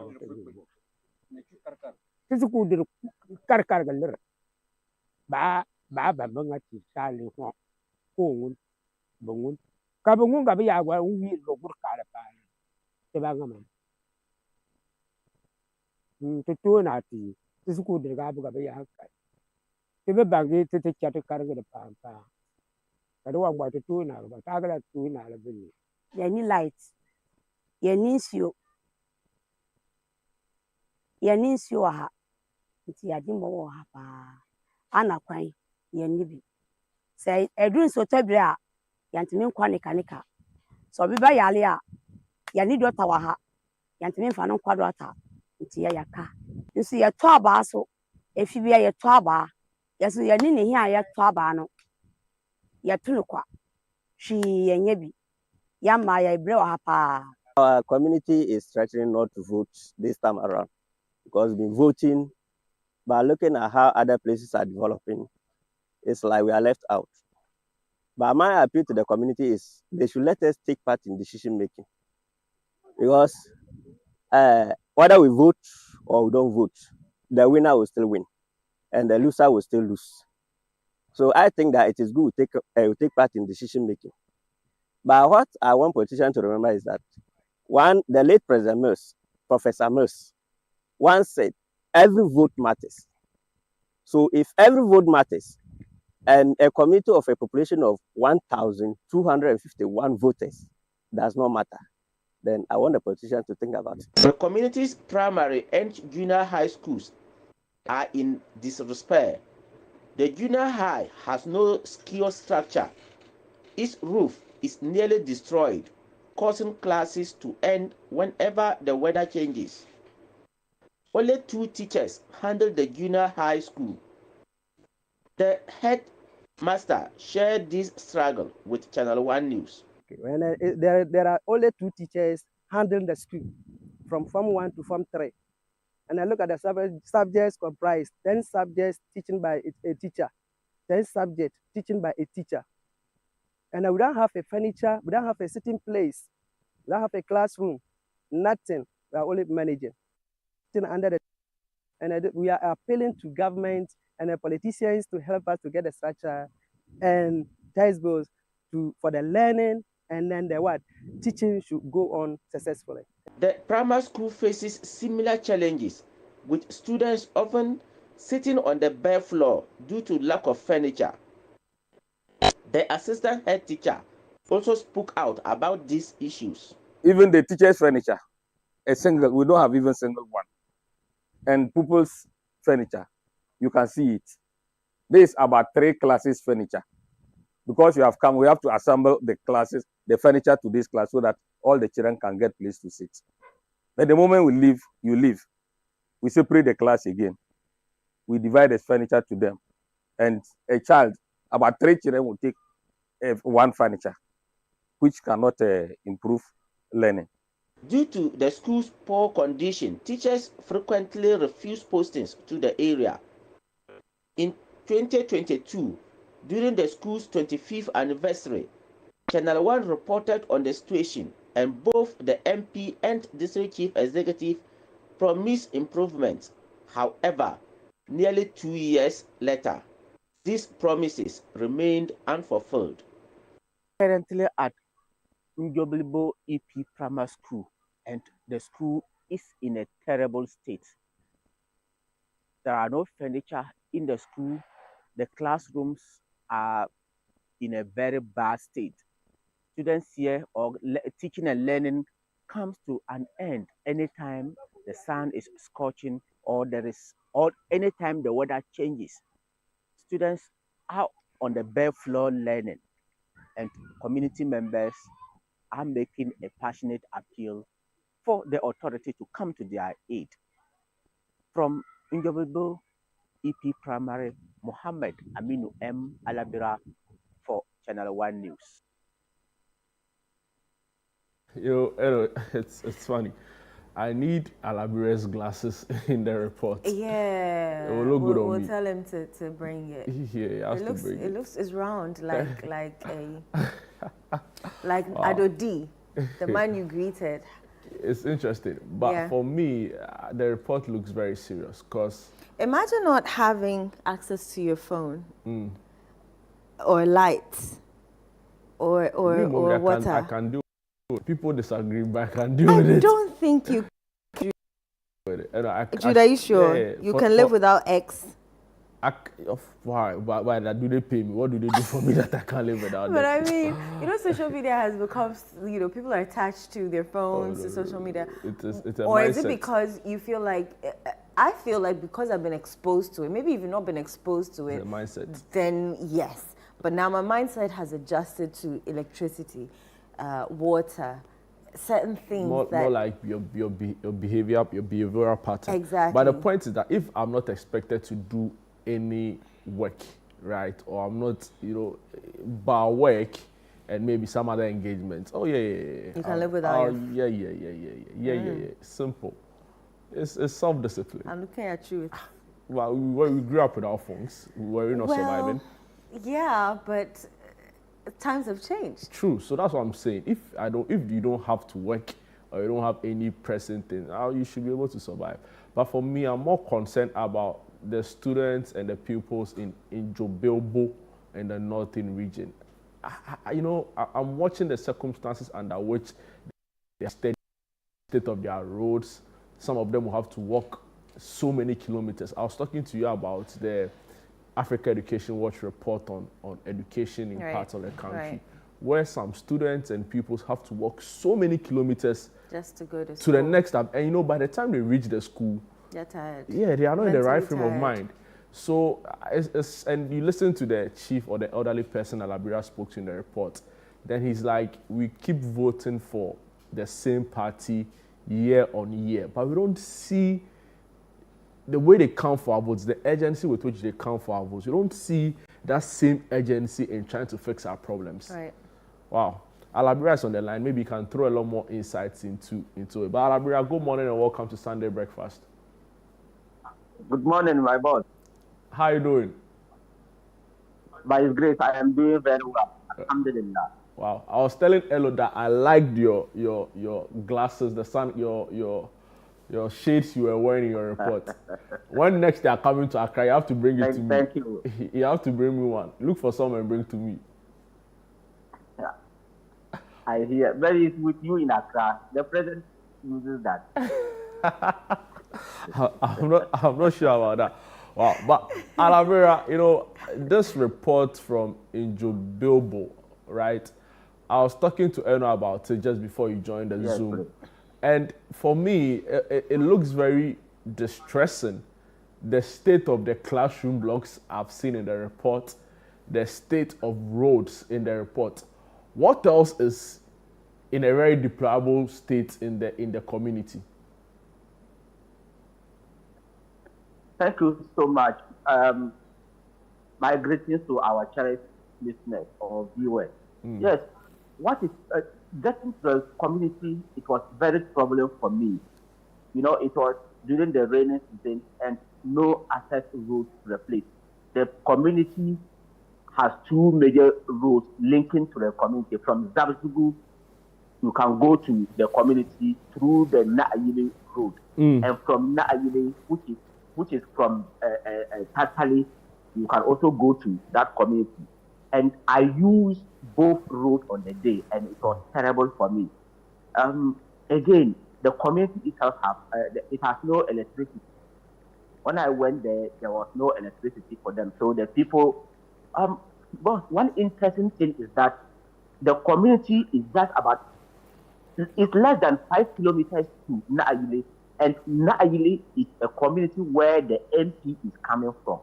The MP is from that community called Naayile.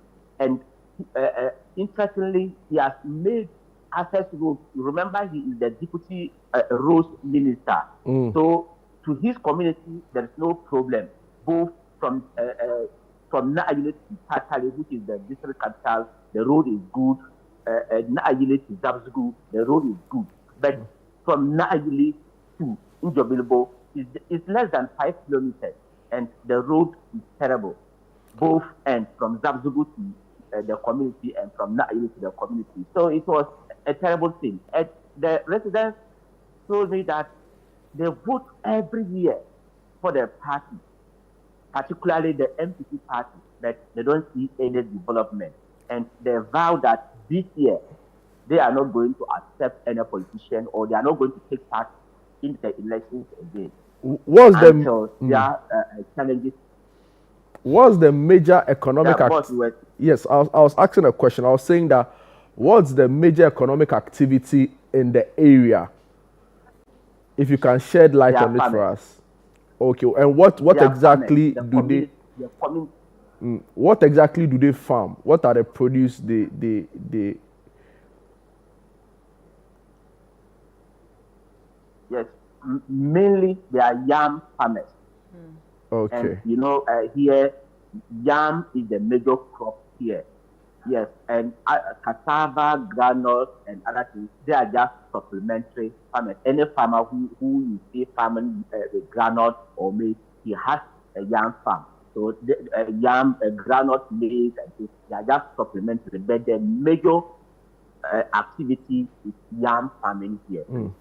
What about healthcare? Do they have access to a hospital or a CHIPS compound?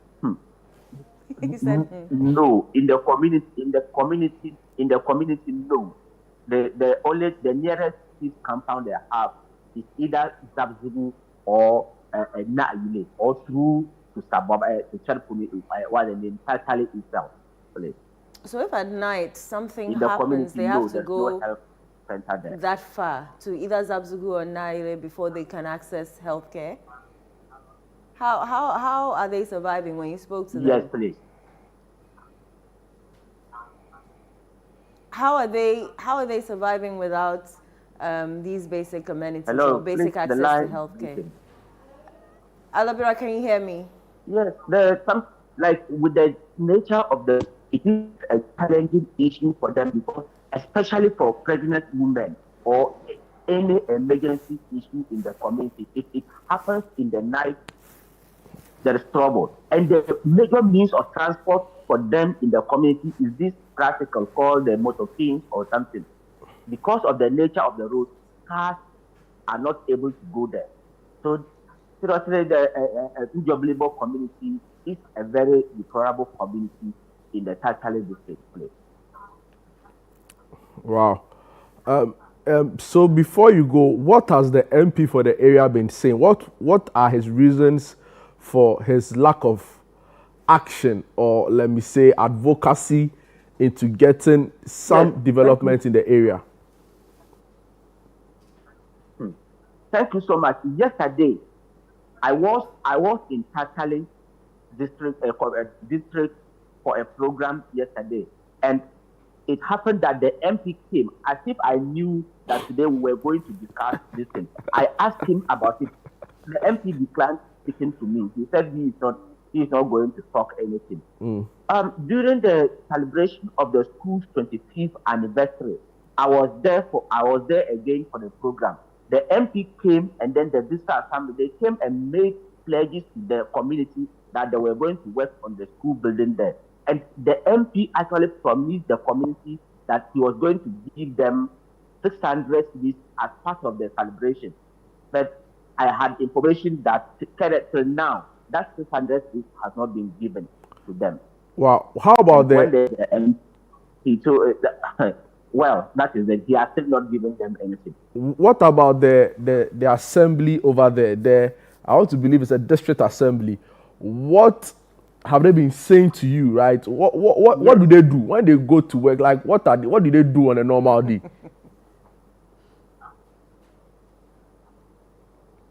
On a normal day, as you know, many of these assemblies here actually, it's not easy for them. If you are closer to them, you will actually know the state at which they are. Many of them, it's not easy for them. So yesterday, at the program that I was at Tatale, the DTE too was there, and I have actually approved them for comments on these things. But seriously, they declined to speak to me yesterday. All right, Alabira, hold the line for us. We have Noah Nabeja. Okay, apparently we've lost him on the line. But yes, Aminu, go ahead. It seems Aminu too has frozen. Hello, are you on the line? Yes, I can now hear you, please. Okay. It was frozen. I wanted to find out from you, it's only 6 days to the election. What has been the level of political activity in the area? Do you see campaign go on? Do you see the member of parliament come there and the NDC as well? Yes, do you see please, them if you come can into hear me, the line is breaking. But yes,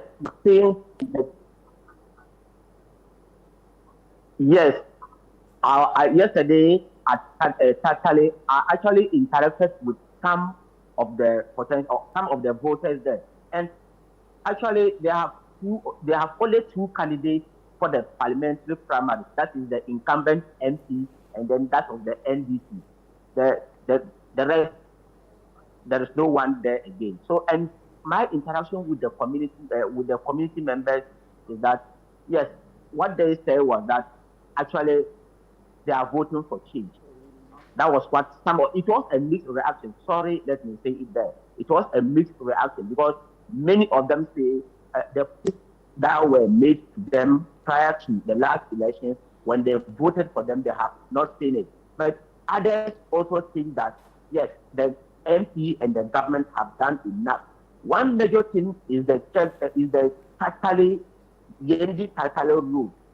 Before 2020, it was held going to Tatale. But now the road is being worked on from Yendi to Tatale. All right. Joining us over the phone is Noah Nabeja. He's a community member and secretary to the community head. Thanks for joining us, Noah. Your community lacks basic amenities for how long? Now, how is this affecting your community members? Thank you very much.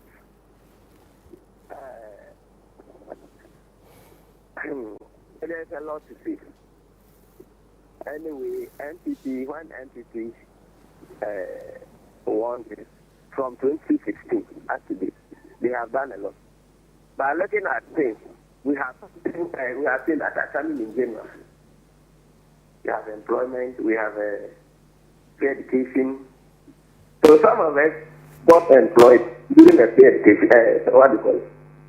Late 2018 recruitment. Two people were employed in the community. Now, if you are going to talk about the progress in Njoglubu, then people look at people benefiting from free education, people benefiting from employment, and they claim our community is benefiting. And if you look at the area, even Ghana, there is no community with, let's say, voters of over 1,500 without electricity. There is no community with voters of over 1,500 without these tools. The current MPP flag bearer has been reporting every day. Rollers have been brought to every district to construct roads. Even farms, where they can bring produce from farm to market, nearby market. When it is raining, or during the rainy season, we cannot any nearby market. And lack of electricity, lack of electricity. Now, we will feel bad, or maybe will not like to be in certain communities. And Njoglubu is one of those communities. You post a teacher, you don't like to stay in the community. As soon as a teacher is saying that we will come into school, there is natural obstacle like rain and others. The person cannot come to school. So if you look at the level of which our community is going back, it's too much. If I want to say reality today, they say you are doing politics. But that's the reality. We are suffering. Talking about politics, let me borrow Jude's question here. We have like 6 days to the election. Noah, you're a community leader. I'm sure you've interacted or interact daily with your community members. What are they saying? Are they partaking in this election, seeing that you've voted every election and there has been no progress or no progress to development within your community? For now, what they are saying is, they are not saying it, but because when electricity extension was going on, road was going on, there was a rumor that our community is not going to benefit. So our leaders and elders had a delegation and they went to meet with MP. And he promised us that before election, we'll have electricity, we'll have road network. And he claimed, or he said that there are some people, that is propaganda from the opposition party, some NDC people. But we said fine. This rumor has been going on since 2020, let's say, before last year, 2020, and it's over 4 years now. These same people who said you will not do and it is not being done. They are still the same people who are still saying that we will not get electricity, we will not get road network. So why are we? Because last year they said that's why.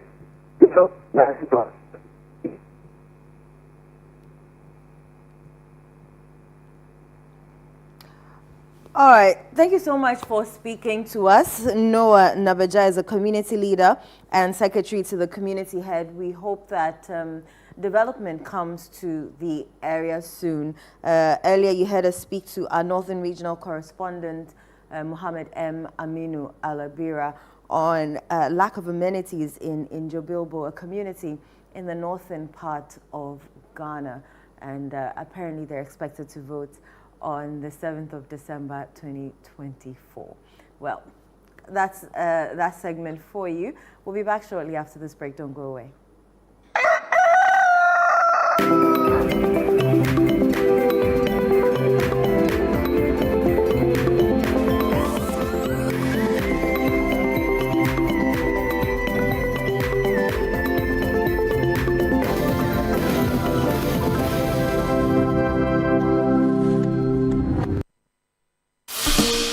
In the heart of our communities, change is not just a dream, it's a promise.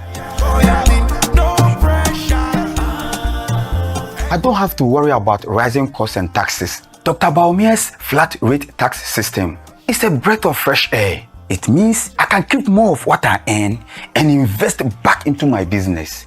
I've seen so many changes in my lifetime, but what matters most is to feel secured. Dr. Baumia's initiative for the elderly is to make sure we are not forgotten. He's giving us the exact care that we deserve. With digital skills training, I am no longer worried about the future. Dr. Baumia empowers us to thrive in a digital world, making us ready for tomorrow's jobs. Job opportunities are crucial for my generation. Dr. Baumia is committed to creating job opportunities and entrepreneurship.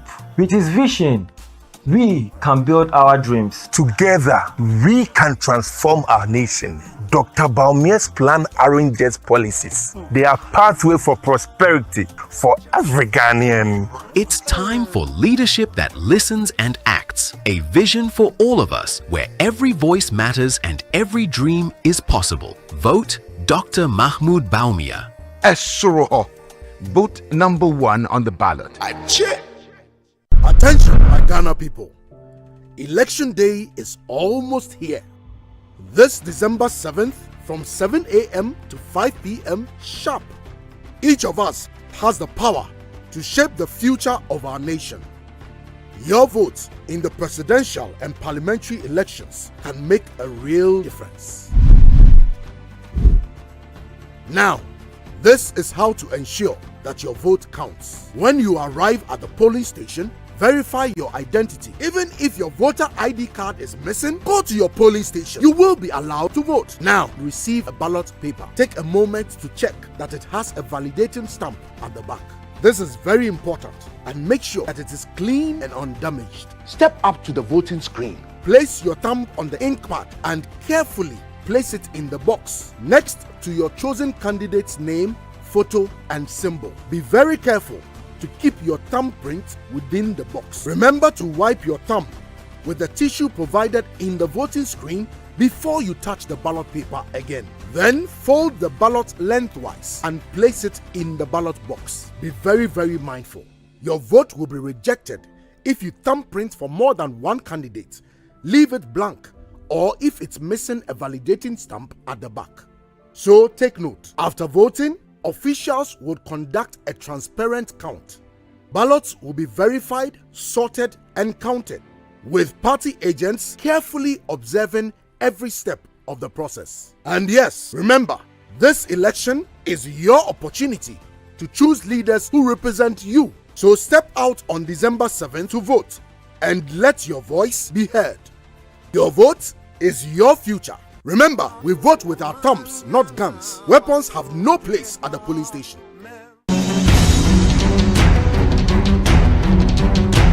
This election season, Channel 1 TV is bringing you closer to every vote every constituency and every result. Our team will provide in-depth data-driven analysis to show you what each vote means for our nation. From the campaign trail to voting day and the final declaration of results, Channel 1 Television is covering it all. We'll be on the ground in all 276 constituencies, so every voice is heard and every community represented.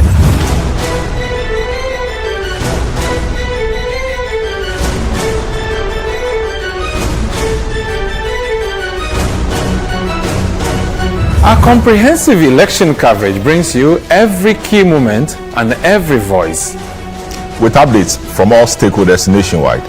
This is election news you can trust, powered by the latest data and expert analysis. Join us on Channel 1 TV for election coverage that keeps you informed and engaged. We're here for every step of the journey. Channel 1 TV, your election bureau.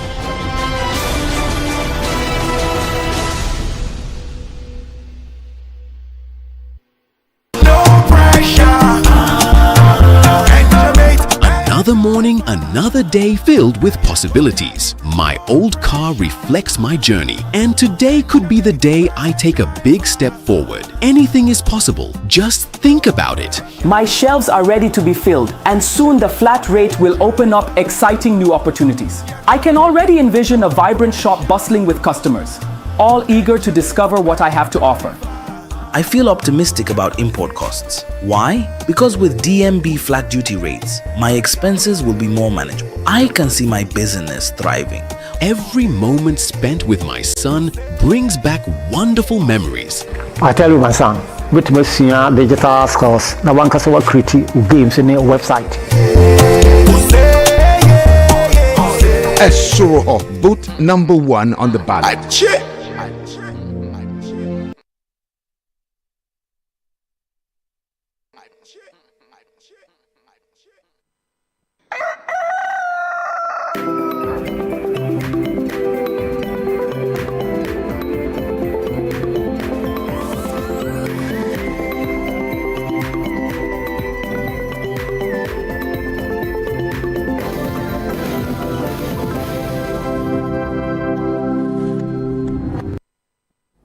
Welcome back. This is Sunday Breakfast right here on Channel 1 TV with myself, Jude Duncan, and my colleague Enno Safo. Just gone by, we're looking at a really deplorable and distressing state of a community in the northern region in Jobilbo, where they lack basic amenities, and the residents were telling us that they don't intend on voting this year.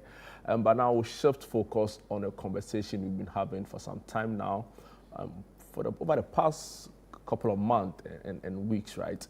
Looking at conversations around building up children, parenting, and the likes, and continuing the conversation with us, a very good friend of the show. Now, one of like our favorites on the show, I'm sure. Yeah, right? definitely. It's not overreach to say that. No, not at all. Reverend Stephen Martin, welcome to Sunday Breakfast. Yes, sir. Thanks so much. Good to be here.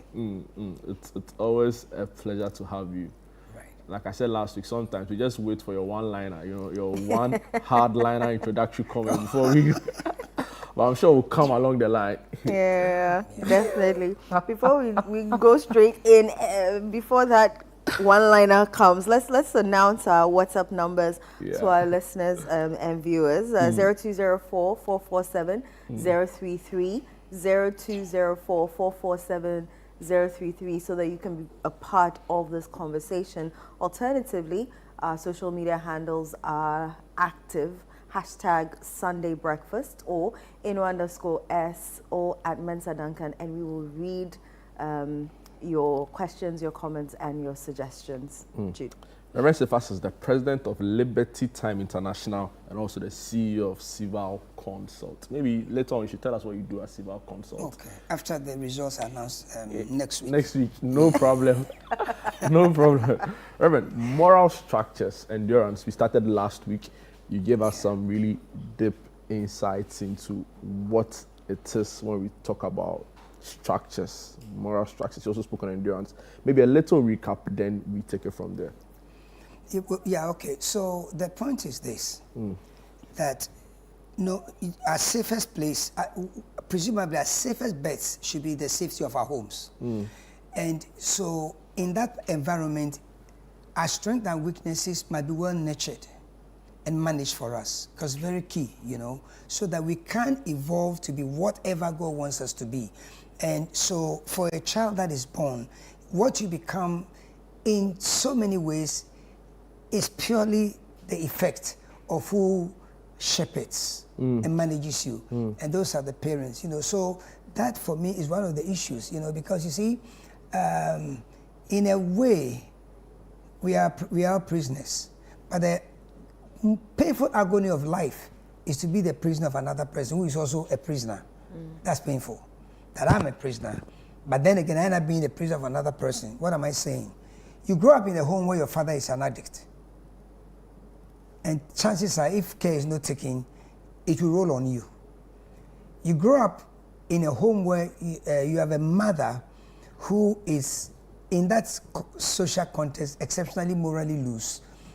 That act of her life, if she doesn't shepherd herself well, will roll on to you. So even without becoming anything at all, you're a prisoner of yourself without even stepping out of your home. You know, and that is why you should never be a prisoner. So the structures, is important that they are there.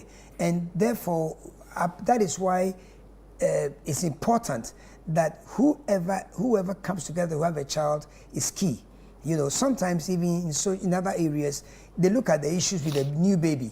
They look at the life of the mother, issues in the drugs and all that, and they take their child away. We don't really have that here now. But here it happens, but not in a very strong way as it does outside. So we must protect the child, because UN says that every child is a child. And you know, you can never be wrong in protecting a child. You have to just give them the priority. So those are the things, because you see, today I'm thinking a lot about the girl child. You know, Eno makes me think about this a lot. The girl child, you know why? Because, you know, irreparable damage can be done to a young girl, and she did nothing to contribute to it except that she was a child. So it's so salient that structures are in place in the home. You want to be sure of who you expose your kids to, because, you know, as they grow up, many things will reflect in their future. You start dating a girl, and before they said, on your marks, you've lost the relationship before you even started it, because of what she brings into the relationship. Baggage, unintended baggage, problem that will come. So it's important that we understand some of these things. And in bringing up, you know, I was very heavy about not encouraging children to lie. But one of the factors we can't diffuse is that you also have to manage a child who tells his or her first lie, because, you know, David said, I was shepherding in iniquity in the Bible, and in sin did my mother conceive me. So there is a point when every child, without anybody instructing them, will say something that is opposite to what has really happened. That's because it's part of the way they are building them to protect themselves and all that. Kids sometimes will frown. A kid, a baby, barely 2 years, will punch a grown-up. Not for fun, but in anger, because they're expressing something. So just as we have to gradually learn to shape that desire to punch and to hit and to attack and all that, in the same way we should also shape their tongues to understand that, yes, you want to survive, so instinctively you are looking for an alternative, so you lie. But it will be a bigger demise for your future, so you shift them and tilt them to the other side of the Jordan, so that they understand that it can land you in jail for a long time. People are serving sentences because along the time of taking statements and answering questions, they made one line of a lie, and that one line can cost you 10 years. They need to understand the bigger picture. So these are some of the things that we need to put in place for them. And I'm very heavy about the sexual protection of a young girl. That does not excuse a boy, but you know, they are receivers. The ladies, girls, baby girls, or girls are receivers. Men are givers. You understand? I mean, so it's important that parents understand and protect their children. One thing I couldn't touch on, and I think I'll do that now, is that we must be very, you know, strong-minded about who we expose our kids to. boys and girls, when they're growing up. We are friends, but we know the quality and the level of our friends. So we must decide which of our friends should we expose our children to, because they will also going to have an influence in their lives. When kids are growing up and they feel that they are failing their parents, they need to have a backup line that they can turn to. So I have a friend who I know that, I mean, I'm nice with my kids, but somehow sometimes they feel that it's a point, something is not right. And they need to have somebody beyond you, but close to you, that they can confide in. And the person can share with you, but you will never have to let them know you've heard from them. Otherwise, you're messing up the structure. So that confident thing must also be established for them. Teach them rules and regulations, and then teach them to fear human beings. You understand? Because, Charlie, they say nipa a cobra, and that is true. So teach them to have fear. Because a lot of families are where they should never be today, purely because of the kind of friends the mothers and the fathers had, or the guardians had, purely. You know why? Because the father died. And all along, he was always working and trusting this friend with everything, knowing that the friend has his back. You need to be careful of who you bring your kids close to. And some of them, when they die, these are the very people who played around, knowing everything around the property and took it from the family. So you want to be very careful who you expose your children to. You must teach your daughters to be very careful about the kind of female friends they are having, even the kind of male friends they are having. You want to send your child to a friend's house, how are the parents like? What are the check lines? What are the the mark lines for the parent? What are the don't cross lines? Some parents don't have barriers. So you want guardrails. Just free fall. They let it go. And because sometimes they also, caught up with their own issues, or they have a certain level of upbringing. Social and everything. We are up in a way product of our background, product of where we come from. Reverend, it's interesting you talk about this, right? And even in your introductory comments, you use the word, the effects of growing up in a morally loose environment. And it took my mind to something I just want to have your view on. So, for example, the very popular nature versus nurture debate, right? So, as to whether it's the biological effects that predisposes somebody to what they become later in life, or then their social or their environment cues they pick up, and that will be the nurture. So for somebody who grows up in a home you described as, for example, morally loose, it's very likely they take up that same experiences. So how then do you break out, right, and now begin to chart a new path for yourself?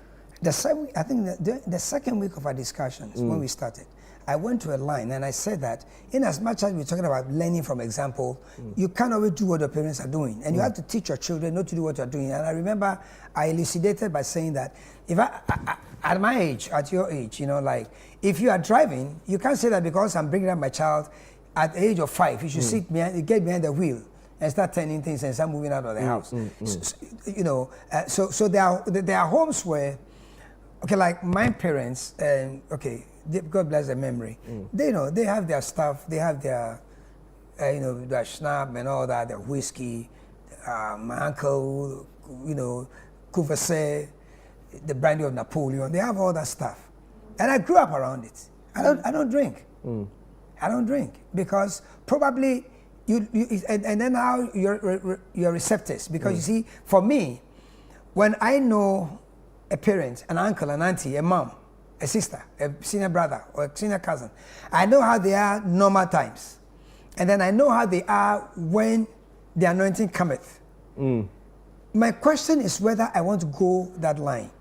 And there are homes where the parents will, when you're of age, they will encourage you to join them in the drinking and even in the smoking. There are other homes where they will tell you clearly that, look, don't do it. Yeah, because if I can, like Judy Bausha, if I can turn back the time, the hand of time. The hand of time, I will not do this. So they will give you all that, but you have to decide, what you want to do for yourself. But here's the challenge, and that's what I'm saying. The kind of environment we create is very key. There are people who fight, but they realize that it's not good to fight in front of the kids. Indeed, couples can have a fight, and police can come in or whatever, welfare, they can come in and, the woman will say, he has not done anything to me. The man will say, it was nothing, we're playing. They'll read the environment, and they'll still take their children away because they don't want to expose them to it, because they are building another generation. What the Bible talks in Exodus 20, the one that the pastor, the guy used a lot, which another, we're not going there now, but third and fourth generation, they have to break the curse. It's the behaviors that we don't check. We don't break the. You have to break the cycle. So in many ways, you have to force yourself to become a first generation. So I'm trying to create myself. I may not succeed in everything, but I want to be a first generation guy whose son will say, "I never saw my dad take alcohol." True.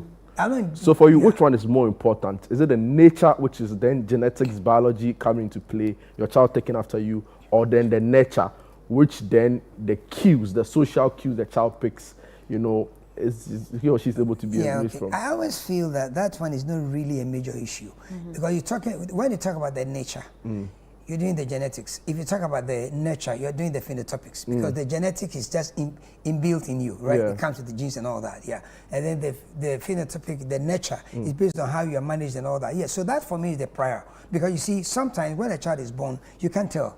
True. You can't tell. When I told you about CNN who did this thing, some years ago, a beautiful documentary. It's called Born Bad. And of course, to the extension of what you're saying is where they say that. So is it the character that determines destiny or destiny that determines your character and all that? Tabula rasa. Okay, that's a high one. So in psychology, they call it tabula rasa. Then in Christianity, there's the whole Calvinism, Arminianism debate, right? Where then the Calvinists then say that, you know, God elects. Right? So no matter what you do, your destiny is set forth for you. I think the Arminianism are of a different view, where they say, well, God elects, but you know, exactly. So it's an interesting debate. Yeah, because you see, you live in a society, right? Okay, so let me show you. One thing can happen to somebody, and even in court, they'll give different judgments, or something will happen here, something will happen there, but the court will rule differently. Let me elucidate. See, when you're in a community, and that is why the nurturing is for me priority, because you see, if you do the nurturing right, it will help to manage the nature, because you look at things you can do to lower the effect. It's almost like treating a medication, right? Okay, so if you're diabetic, you want to now look at, if you don't know that the person is diabetic, it's going all the way, but once that is discovered, now you find ways of managing it. If a child is diabetic, whatever you say, the child cannot, break it down well at 5 or 7 years. But you know that this is how I'm going to feed him, this is how I'm going to feed her, and all that. So those things you can't really fight them out, but you can manage them because of the training. So here's the thing: when you instill structures in the child, the idea of teaching the child well and to behave at home, and why you get them into school is because they have to fit into the society. All those things should be there. Whether you are genetically wired right or wired wrong, you got to learn those structures because there are rules and regulations. I mean, like, you can't say my genetics has come, so Sunday afternoon I'm hitting 240, on the highway. No. That they just dedicated commissioned a new flyover. So I'm going to, you got to have, I mean, even the car has brakes, so those structures are in place. You have to respect them, and they must be put there. It's very important. That's why it's good to reinforce them, because you see, it's talking about loving your child and protecting your child, because some of the behaviors, if you don't nurture them, others, there are crazy guys out there as well who will not give you a second chance. True. You can't just vent your anger anywhere. You can insult guys in traffic every day and get away with it. Give them the highest insults. One person, just an attempt at insult, he decides you have insulted them in advance. They will give you a new version of the Bible to read. So it's important that we have those controls, because it saves our lives.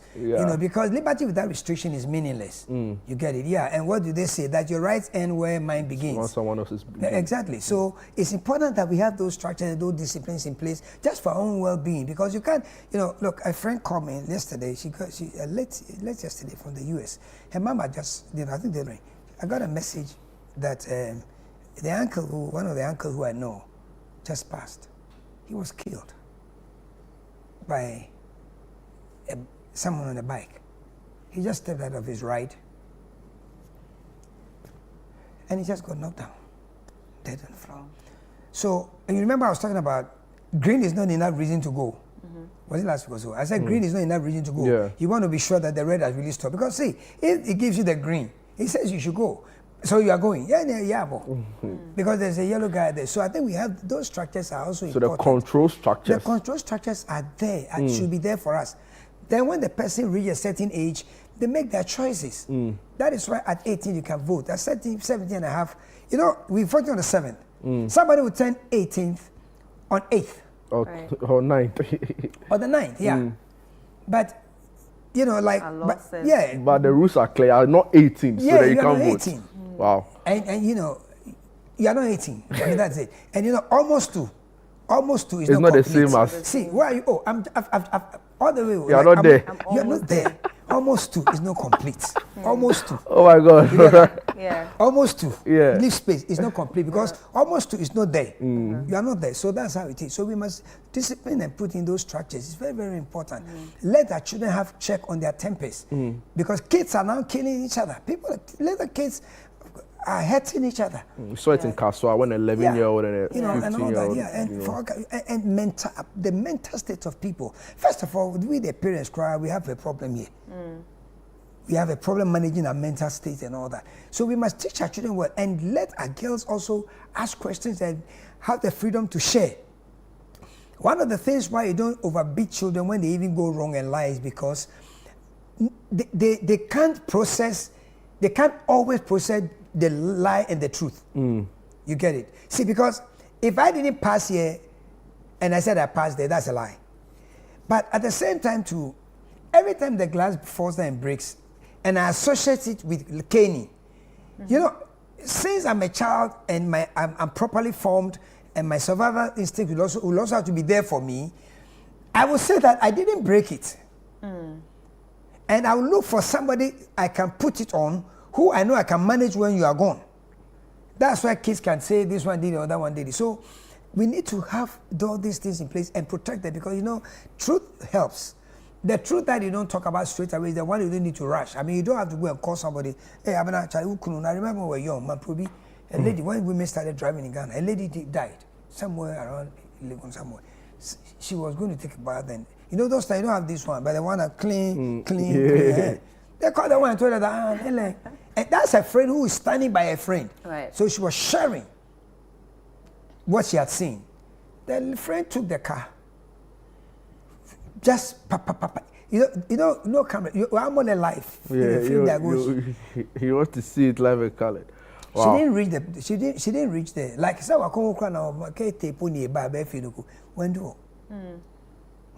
and whether or not it was even the case, and you see, when she had to leave, she you know, like she stops by a friend's place if the place can go with her. So then she revealed who had told her the story. Right. So it's not there I go and track them, know the call, no. So everybody in that's what it, and it happens. So I mean, like you teach children. For example, one of the things that I'm strong about at home, Charlie, you don't snitch.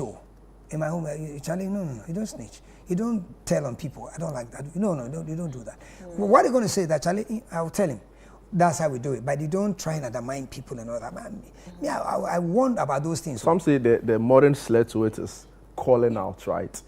So calling out in the form of like trying to expose, sometimes in a positive way. Yes. So if you're in a team of people and somebody is deliberately, or sometimes not even deliberately, undermining the efforts of the team, you call out a person, say, maybe you need to do better. And that is what has now been, you know, modernized as snitching in a way. No. So it's not necessarily a bad thing if you say, when the person is undermining, you know, the interest of the team. Yeah, but that is not, but that's different from snitching. Okay, so maybe in the family setting, not okay, then maybe. Okay, so like, sorry. No, I just wanted to, the snitching bit. Yeah, because you see, my kids are home, right? So they're grown, even if whatever. So something has happened here. See, did you do this? No. Okay, that's I asked you. I didn't ask you who did it. I didn't ask you. I watched this comedy online. A guy asked the guy, who called school and that boy took the story to me a 50 very brief story. No, I didn't do it. Okay. So who was it? You check. My point is that the way I do it is this: they have to tell you that you have to go and say it. So if you are not going to say it, I'm going to tell you that. Yeah. So in my place, I expected you. So it was not.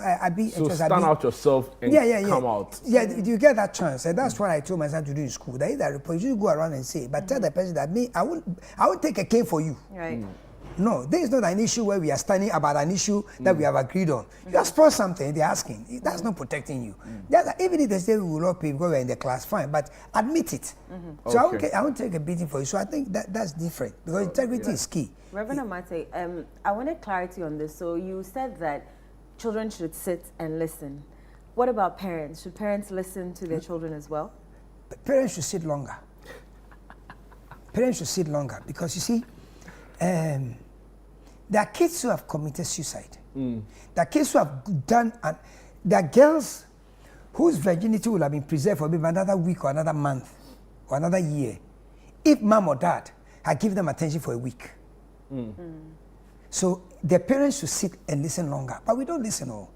Look, I have my own embarrassing story, and I think CJ will be in school somewhere now. So one day, he's a big boy now, 12 or 13. He said, I was on this phone. Oh, I didn't want to have to. This phone calls. Then he came and said, I want to discuss something with me. I said, okay, talk, I'm listening. I didn't listen to the guy, but I was on my phone. I think I was talking to, some conversations are sweet. So I was having a chat. That's true. So then I realized that he was going. I said, come. He said, oh, but you're on the phone. That's what he said. I said, yeah, you come, we'll talk. But I was still on the phone. Then he said, I want to tell you I've decided that. Now, I don't hear that often that I've decided. So I don't get that conversation. Mom gets 99% of all their conversations. So then I said, Charlie, I'll call you back. What is it? And that was when he told me that. Then he said, when I meet my friends, I've been looking at how we play. But me, I've decided that whatever I would do, I don't want to drink. I don't want to smoke. I don't want to do the so then, he was just telling me what. Is that not what I've been praying? I've been praying for these kids, but long before I saw their mother. So this is, and I was not even listening. Yeah, it's not somebody. It's my story. Absolutely. I mean, some of the things we share that not, eliminates us or whatever. It tells some of our failures. So some of them I share it is a failure because you learn something harder that way.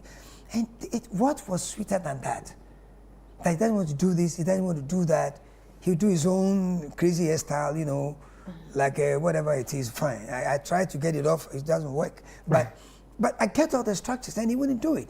So I said, I wasn't even listening to it. And the conversation was nothing. I can't even recall what I was or who I was even talking to today. But it still rings with me what he said. He came, but I've not told him anything. He said, I don't want to do this. I've seen my friend did this. I think I'm not going to do it. I asked him about the friend. He said, he's been doing this thing on the internet, and I think I don't want trouble. They can't. They say I'm his friend. Those are little things. Yeah. Yeah, and sometimes the temptation is so. Parents must have some structures. A girl must also be afraid in a way of a mother, and I mean literally. I'm talking about fear. Vanilla fear. That one also protects them because fear is healthy. Yeah. You understand? Fear is healthy. It has its good sides. It has its negatives as well. But fear is healthy because you see me as I'm sitting here. If I'm here and I've seen some killer animals that are coming, in the name of Jesus, I will say, but I'm not walking there. Yeah. I'm looking for what is the easiest way to crack my way out of here. Because once I get the place, I'm taking her out. The rest of you, God will bring you. I'll take her now and leave all of you because she's a lady.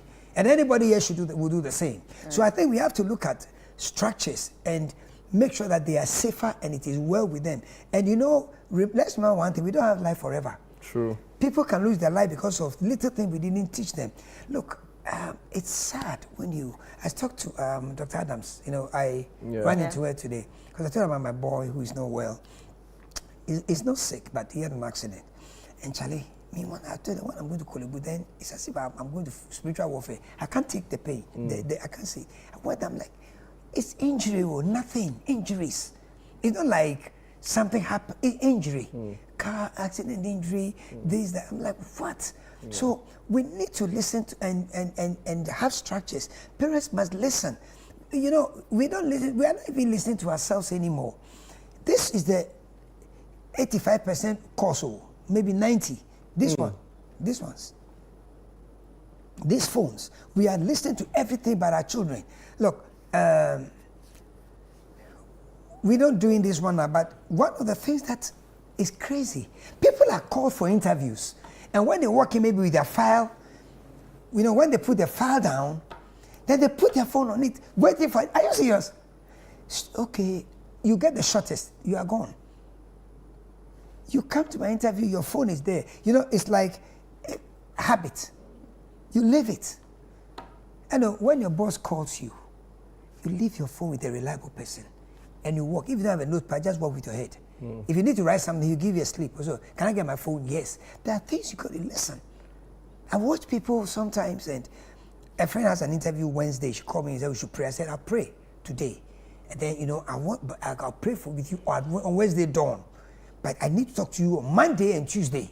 And one of them is about the phone. When it's time, when you are going to the interview, find a reliable person, leave everything there. Because it's a message you are telling them. One of the issues, parents must listen. We are not listening to our kids. Right. Our ourselves are listening to our kids more than we are. Everybody else is listening to our kids. For our parents. Our kids have friends, they have things. And that statement, okay, blood is thicker than water.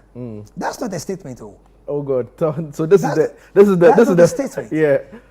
That because Tyson, that's not the statement. Yeah. We say blood is thicker than water, and we take it to mean that no matter what, that's my blood brother. No, that's not true. Yeah. We see brothers buy tickets for friends and leave their brother. It doesn't mean that. Yeah. What acting actually is saying is it's a longer thing, but laziness.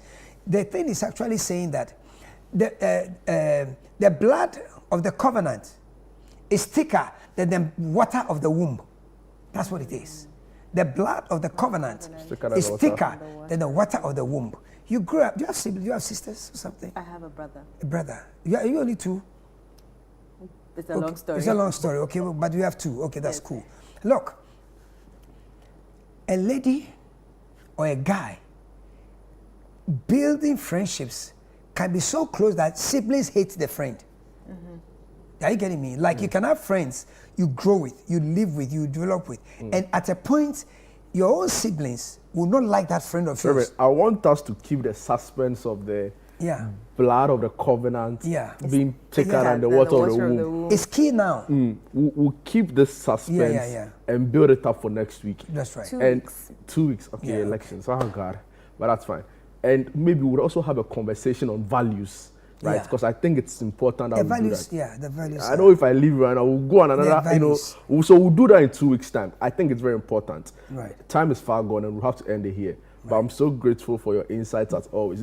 Last week, 2 weeks ago, you told us that cleanliness is not next to godliness. No, it's godliness. It's godliness. That's I have a notebook where I write some of these things. And now you've also said to us that the blood, it's not necessarily blood being thicker than water. Right. Yeah, the blood of the covenant, the blood of the friendship you have developed with a friend over the years is thicker than your own sibling. Yeah. Wow.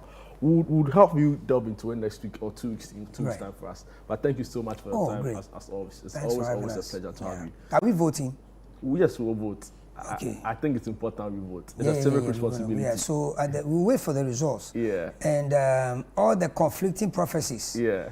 And the funny driven daters. They will all find their sweetness level by the time we wake up on Monday morning. Interesting. Wow. So like I was saying, there's always a fun time having Reverend inside, especially for the profound, one-liners. Very powerful. But I'll take a quick break now. When we are back, we'll have some sports. Don't go away.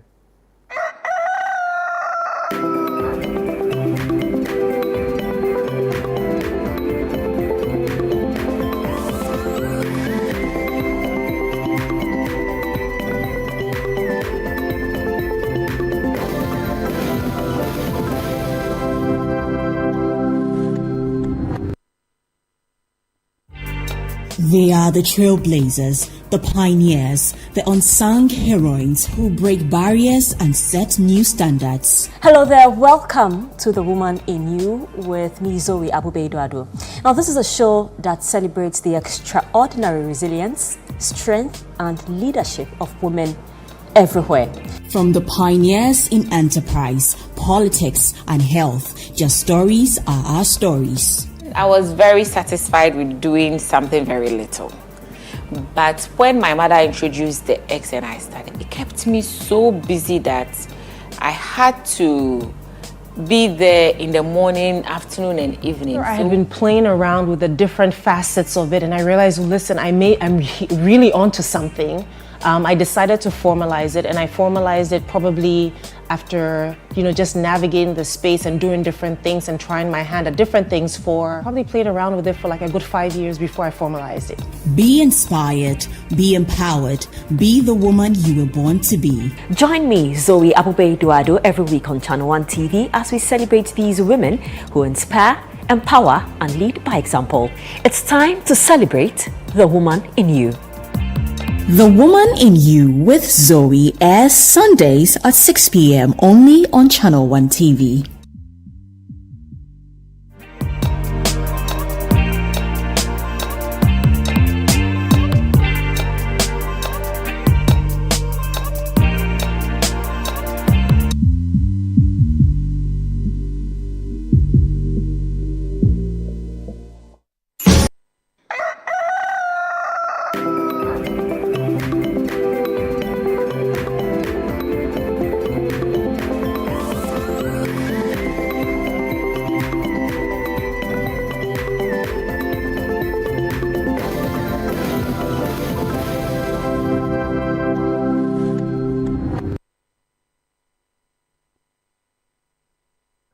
This is Sunday Breakfast. Welcome back to Channel 1 TV. My name is Judan. Can just go on by Reverend Sefas Amate, taking us through a conversation on building strong moral structures and the need for endurance. But that's just it to now delve or shift our focus into the world of sports. Oh, Charlie, why are you happy already? Let me introduce you first. I think today is my second time being here on Sunday. On Sunday Breakfast. Yeah, very exciting. Mr. Duncan. Mr. Duncan. The nephew of the great Tim Duncan. They don't know. The greatest power forward in NBA history. They don't know. Oh, too much, man. Too much sauce. By the time they realize, it'll be too late. Yeah. Charlie, you're welcome. Oh, thank you very much. How's it going? Oh, everything is fine. We just wish things would be better. How do you with the Dominic Abenya doing? Dominic Abenya is fine. The constituency is fine. It's all well and good. I mean, it's a stronghold of the MPP, so nothing major. Does it still look like it? Yes, but it looks like the gap wouldn't be as wide as it was in previous years because of a lot of unhappiness about how things have. Yeah, dissatisfaction about how things have gone on in the constituency. I'm looking at the outgoing MP, what she did, what she wasn't able to do, the development issues in the area, terrible roads all over the place. Yeah, the roads are quite bad. Yeah, there's a lot of dissatisfaction. Have you been to Dominic Abenya before? Certain sectors, but I can't relate to the bad roads. Maybe I don't go into the starting point from Dome towards Ketase or Brekusu, the Ashesi side. Okay, that's all part there's of some goal filling station. Yeah, there's a goal filling station there. That's junction. Yeah. It's bad. Oh, goodness gracious. Right. Yeah. Wow. Yeah, let's start, let's just go straight into sports. We're running out of time. FIFA awards. Kudus nominated. Yeah. For the Puskas Award, that's the award given to the best goal of the year. And best goal of the year. Yeah, best goal of the year. And he was nominated alongside 3 other African players. You had the likes of Dennis Omechi from Uganda in there. We had Yassine Bezin of Algeria also in there. You had Man United's Alejandro Garnacho also in there for that brilliant overhead kick goal he scored against Everton last season. And yes, the Puskas Award is up for grabs. Yeah, so you go out there and you vote, and make sure you vote for Mohamed Kudus to end up winning this Puskas Award. And so it all adds up to how big the Black Stars brand is, how big Kudus is, the kind of wonderful first season that he had at West Ham. Last season it was brilliant. This season hasn't been so brilliant. A bit up and down all over the place. And he's currently serving a 5-game suspension. And so yesterday's game involving West Ham and Arsenal, he didn't feature. That's his 4th game that he's out. So 1 more game, and yes, he will be back from suspension. He will be back from the cold. But yes, this was a brilliant goal that he scored. This was the goal that he was nominated for? Yes, he scored it against Freiburg in the UEFA Europa League. This was in the round of 16 stage, and it helped West Ham to progress to the quarterfinals. Unfortunately, they met the all-conquering Bayer Leverkusen and your good friend Jeremy Frimpong. Yes, and they ended up losing to Bayer Leverkusen in that one. But this was a wonderful, wonderful goal. Picking up the ball in your own half, running like 40 yards, beating 3 defenders in the process. Actually, like 4 defenders. Yeah, and having the awareness and the composure to just slip the ball into the net with his right foot, and that's the key thing. He's a left footer. He's a left footer. He's a lefty. Just like my man here. And yeah, he managed to finish it off with his right foot. So it was just a brilliant goal, and yeah, it is a worthy contender, and I wouldn't be surprised if it ends up. I think it's the best goal. I've seen all the goals. I think he is. How do we vote for him though? Oh yeah, you just go on the internet and go to the FIFA site and key in your vote. But I think the Ugandan forward then is Omechi. I think his goal. Also, I think I'll pick his goal. Over Kudus' goal. Oh yeah, because I mean he did a Rabona. He did a Rabona from the opposite side. But we've seen that. There's also this guy's goal in there. Right? Garnacho. Yeah, Garnacho's overhead kick goal was also nice. Against Everton. Against Everton, yeah. So that's also a worthy contender, strong contender. But yeah, I wouldn't be surprised if Kudus ends up either winning it or finishing in the top 2. Yeah, I definitely see it. So the GFA is still undecided about Otuado. Yeah, Why? yeah. It's because we still owe him. Yes, that's part of the reason. And the thing is, if we sack him, we have a lot of money to pay. But regardless of whether we sack him or not, we'll still pay that money. We'll still pay that money, but it will be a bit spread out, and so we wouldn't have to pay it upfront. Because paying upfront comes, it's a bit draining, it's a bit tasking. And on top of that, once you are done paying upfront, you have to go out there and bring in a new coach anyway. So if you keep him, you're able to spread out the money. And on top of that, you don't need to bring in another guy who also come in with new contract demands and all that. So yeah, it's also part of the reason why they haven't sacked him, because he signed a 3-year contract with 2 years as optional deals or optional years. 3 years, less than a year into his 3-year deal, then you sack him. You have a lot of money to pay, knowing very well that reportedly he's earning $50,000 a month. And that is on the back of Ghana going out there to pay money to Dortmund to buy him out of his contract to get him to be our head coach. So all that money spent, and you want to sack him under a year, financially it just doesn't sit right. It just doesn't sit right. And on top of that, you also have to factor in the political dynamic.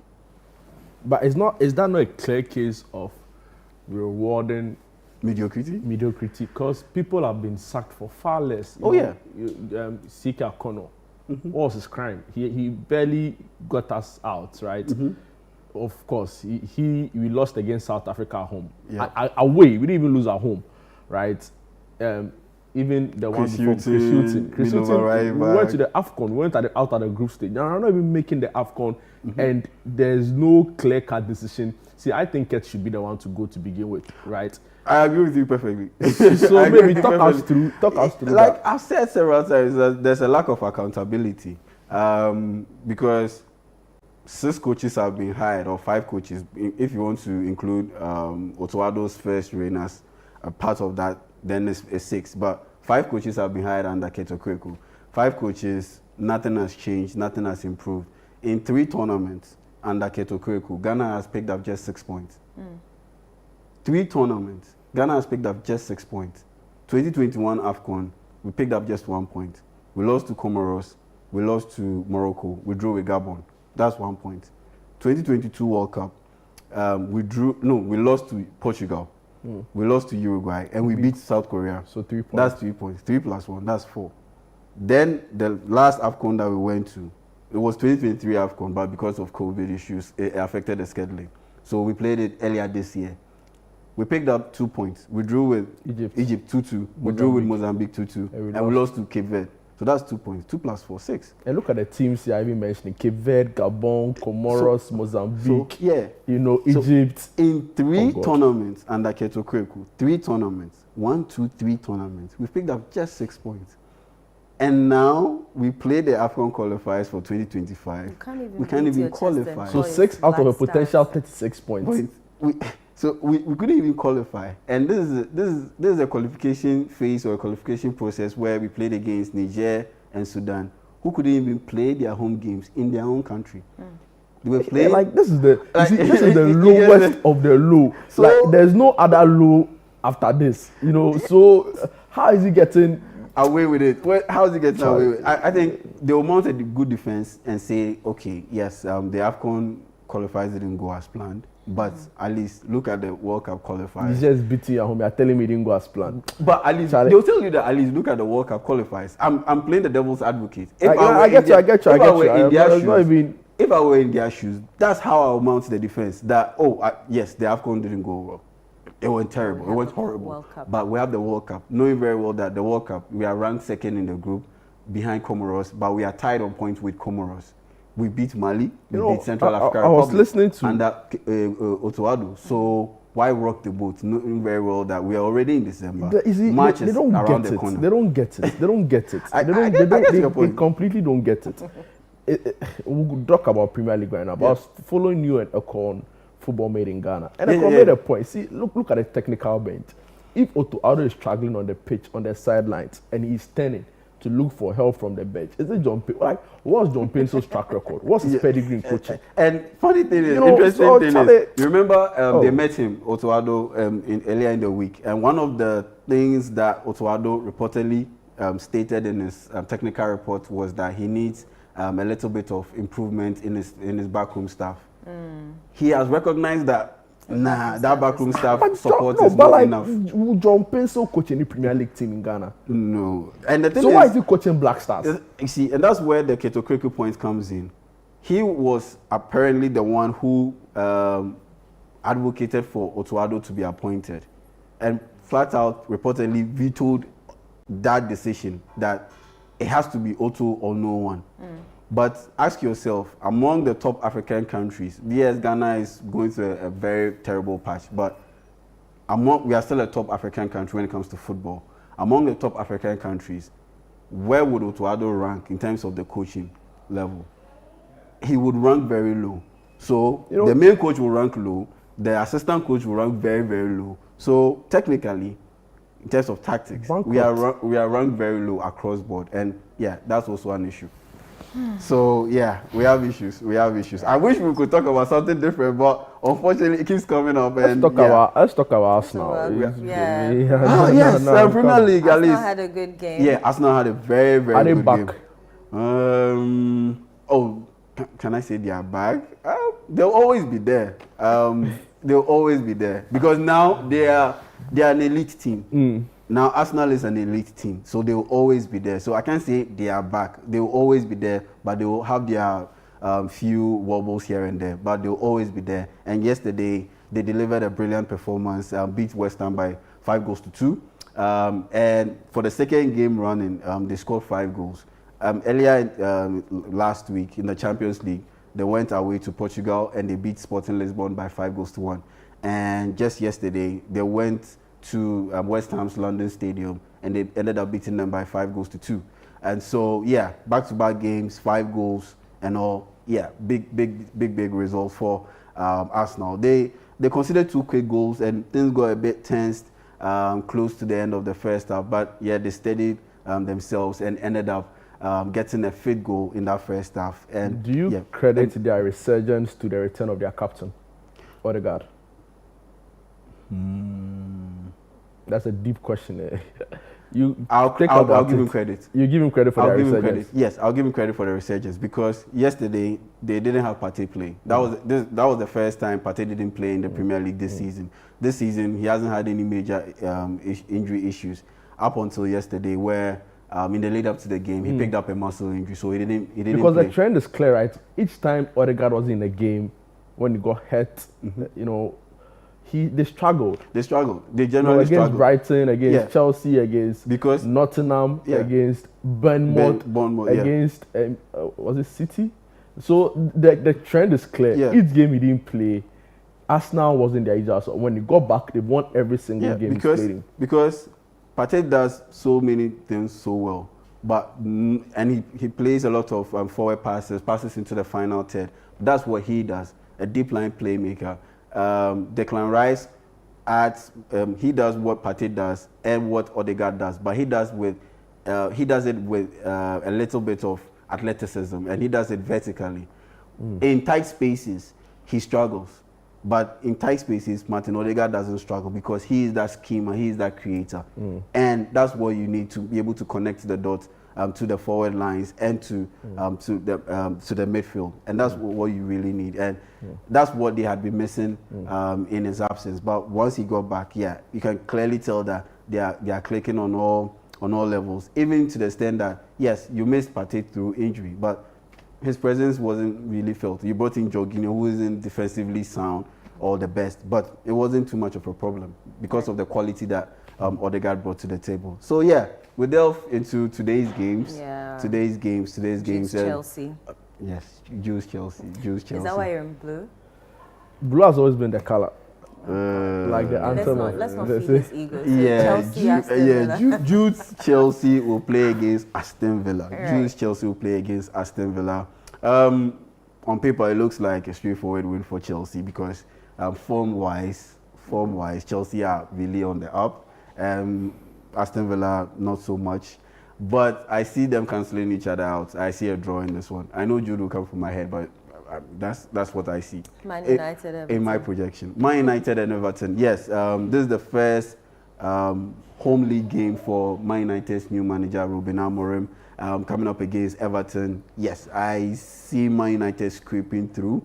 I don't see them, having that kind of brilliant, dominant performance because they are still finding their way under Ruben Amorim, and Everton will play a very, very deep line. Were you impressed with him? Make it very difficult to break them down.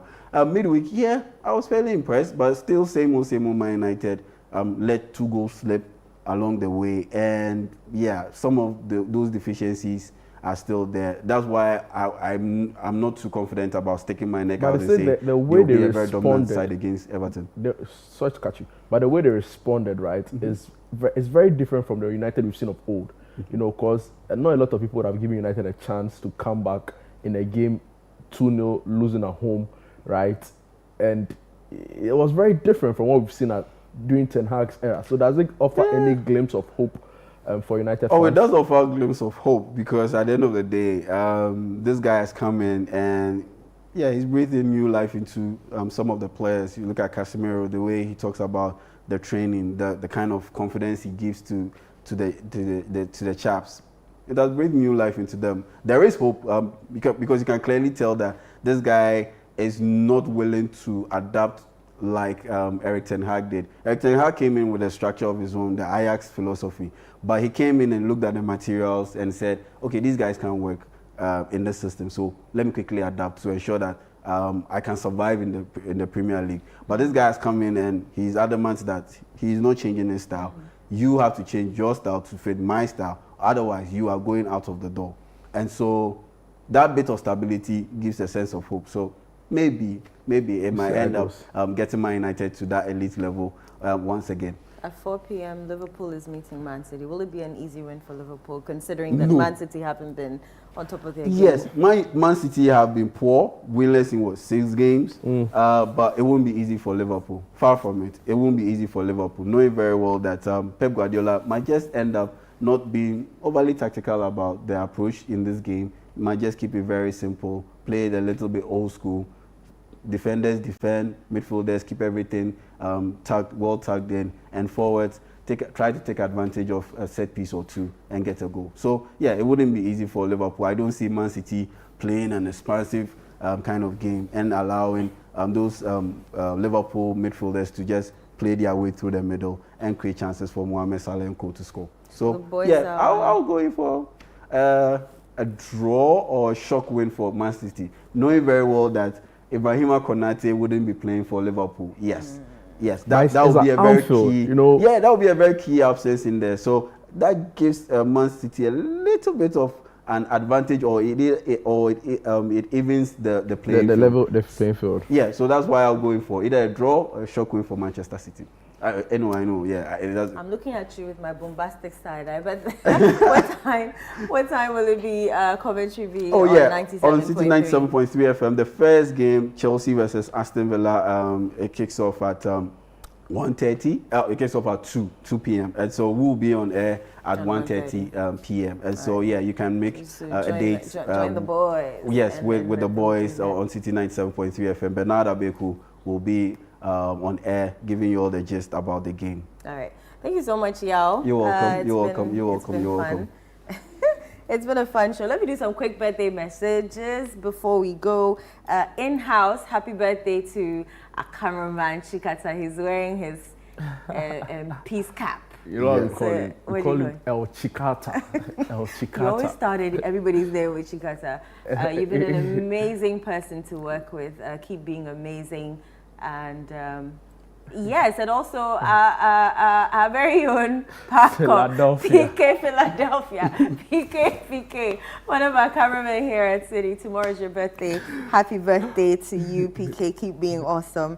And I have one here. Happy birthday to you, Kristen Ekwia Jedwa Okran of First Love Montessori School at Kaswa Nyenyanu Road. May all your choices in life lead you to success and happiness. From your father, Maxwell Fifi Okran. Well, that's our show for you. We'll miss you because we won't see you next week, but you should keep your dials on Channel 1 TV for all the election coverage. 24/7. We'll be here giving you all the nitty-gritties of what's happening in the constituencies at the Electoral Commission and all that. The hashtag is Election Bureau, hashtag City Verify, hashtag Ghana Polls 2024. My name is Inusafu. Mine, Jude Duncan. Bye-bye.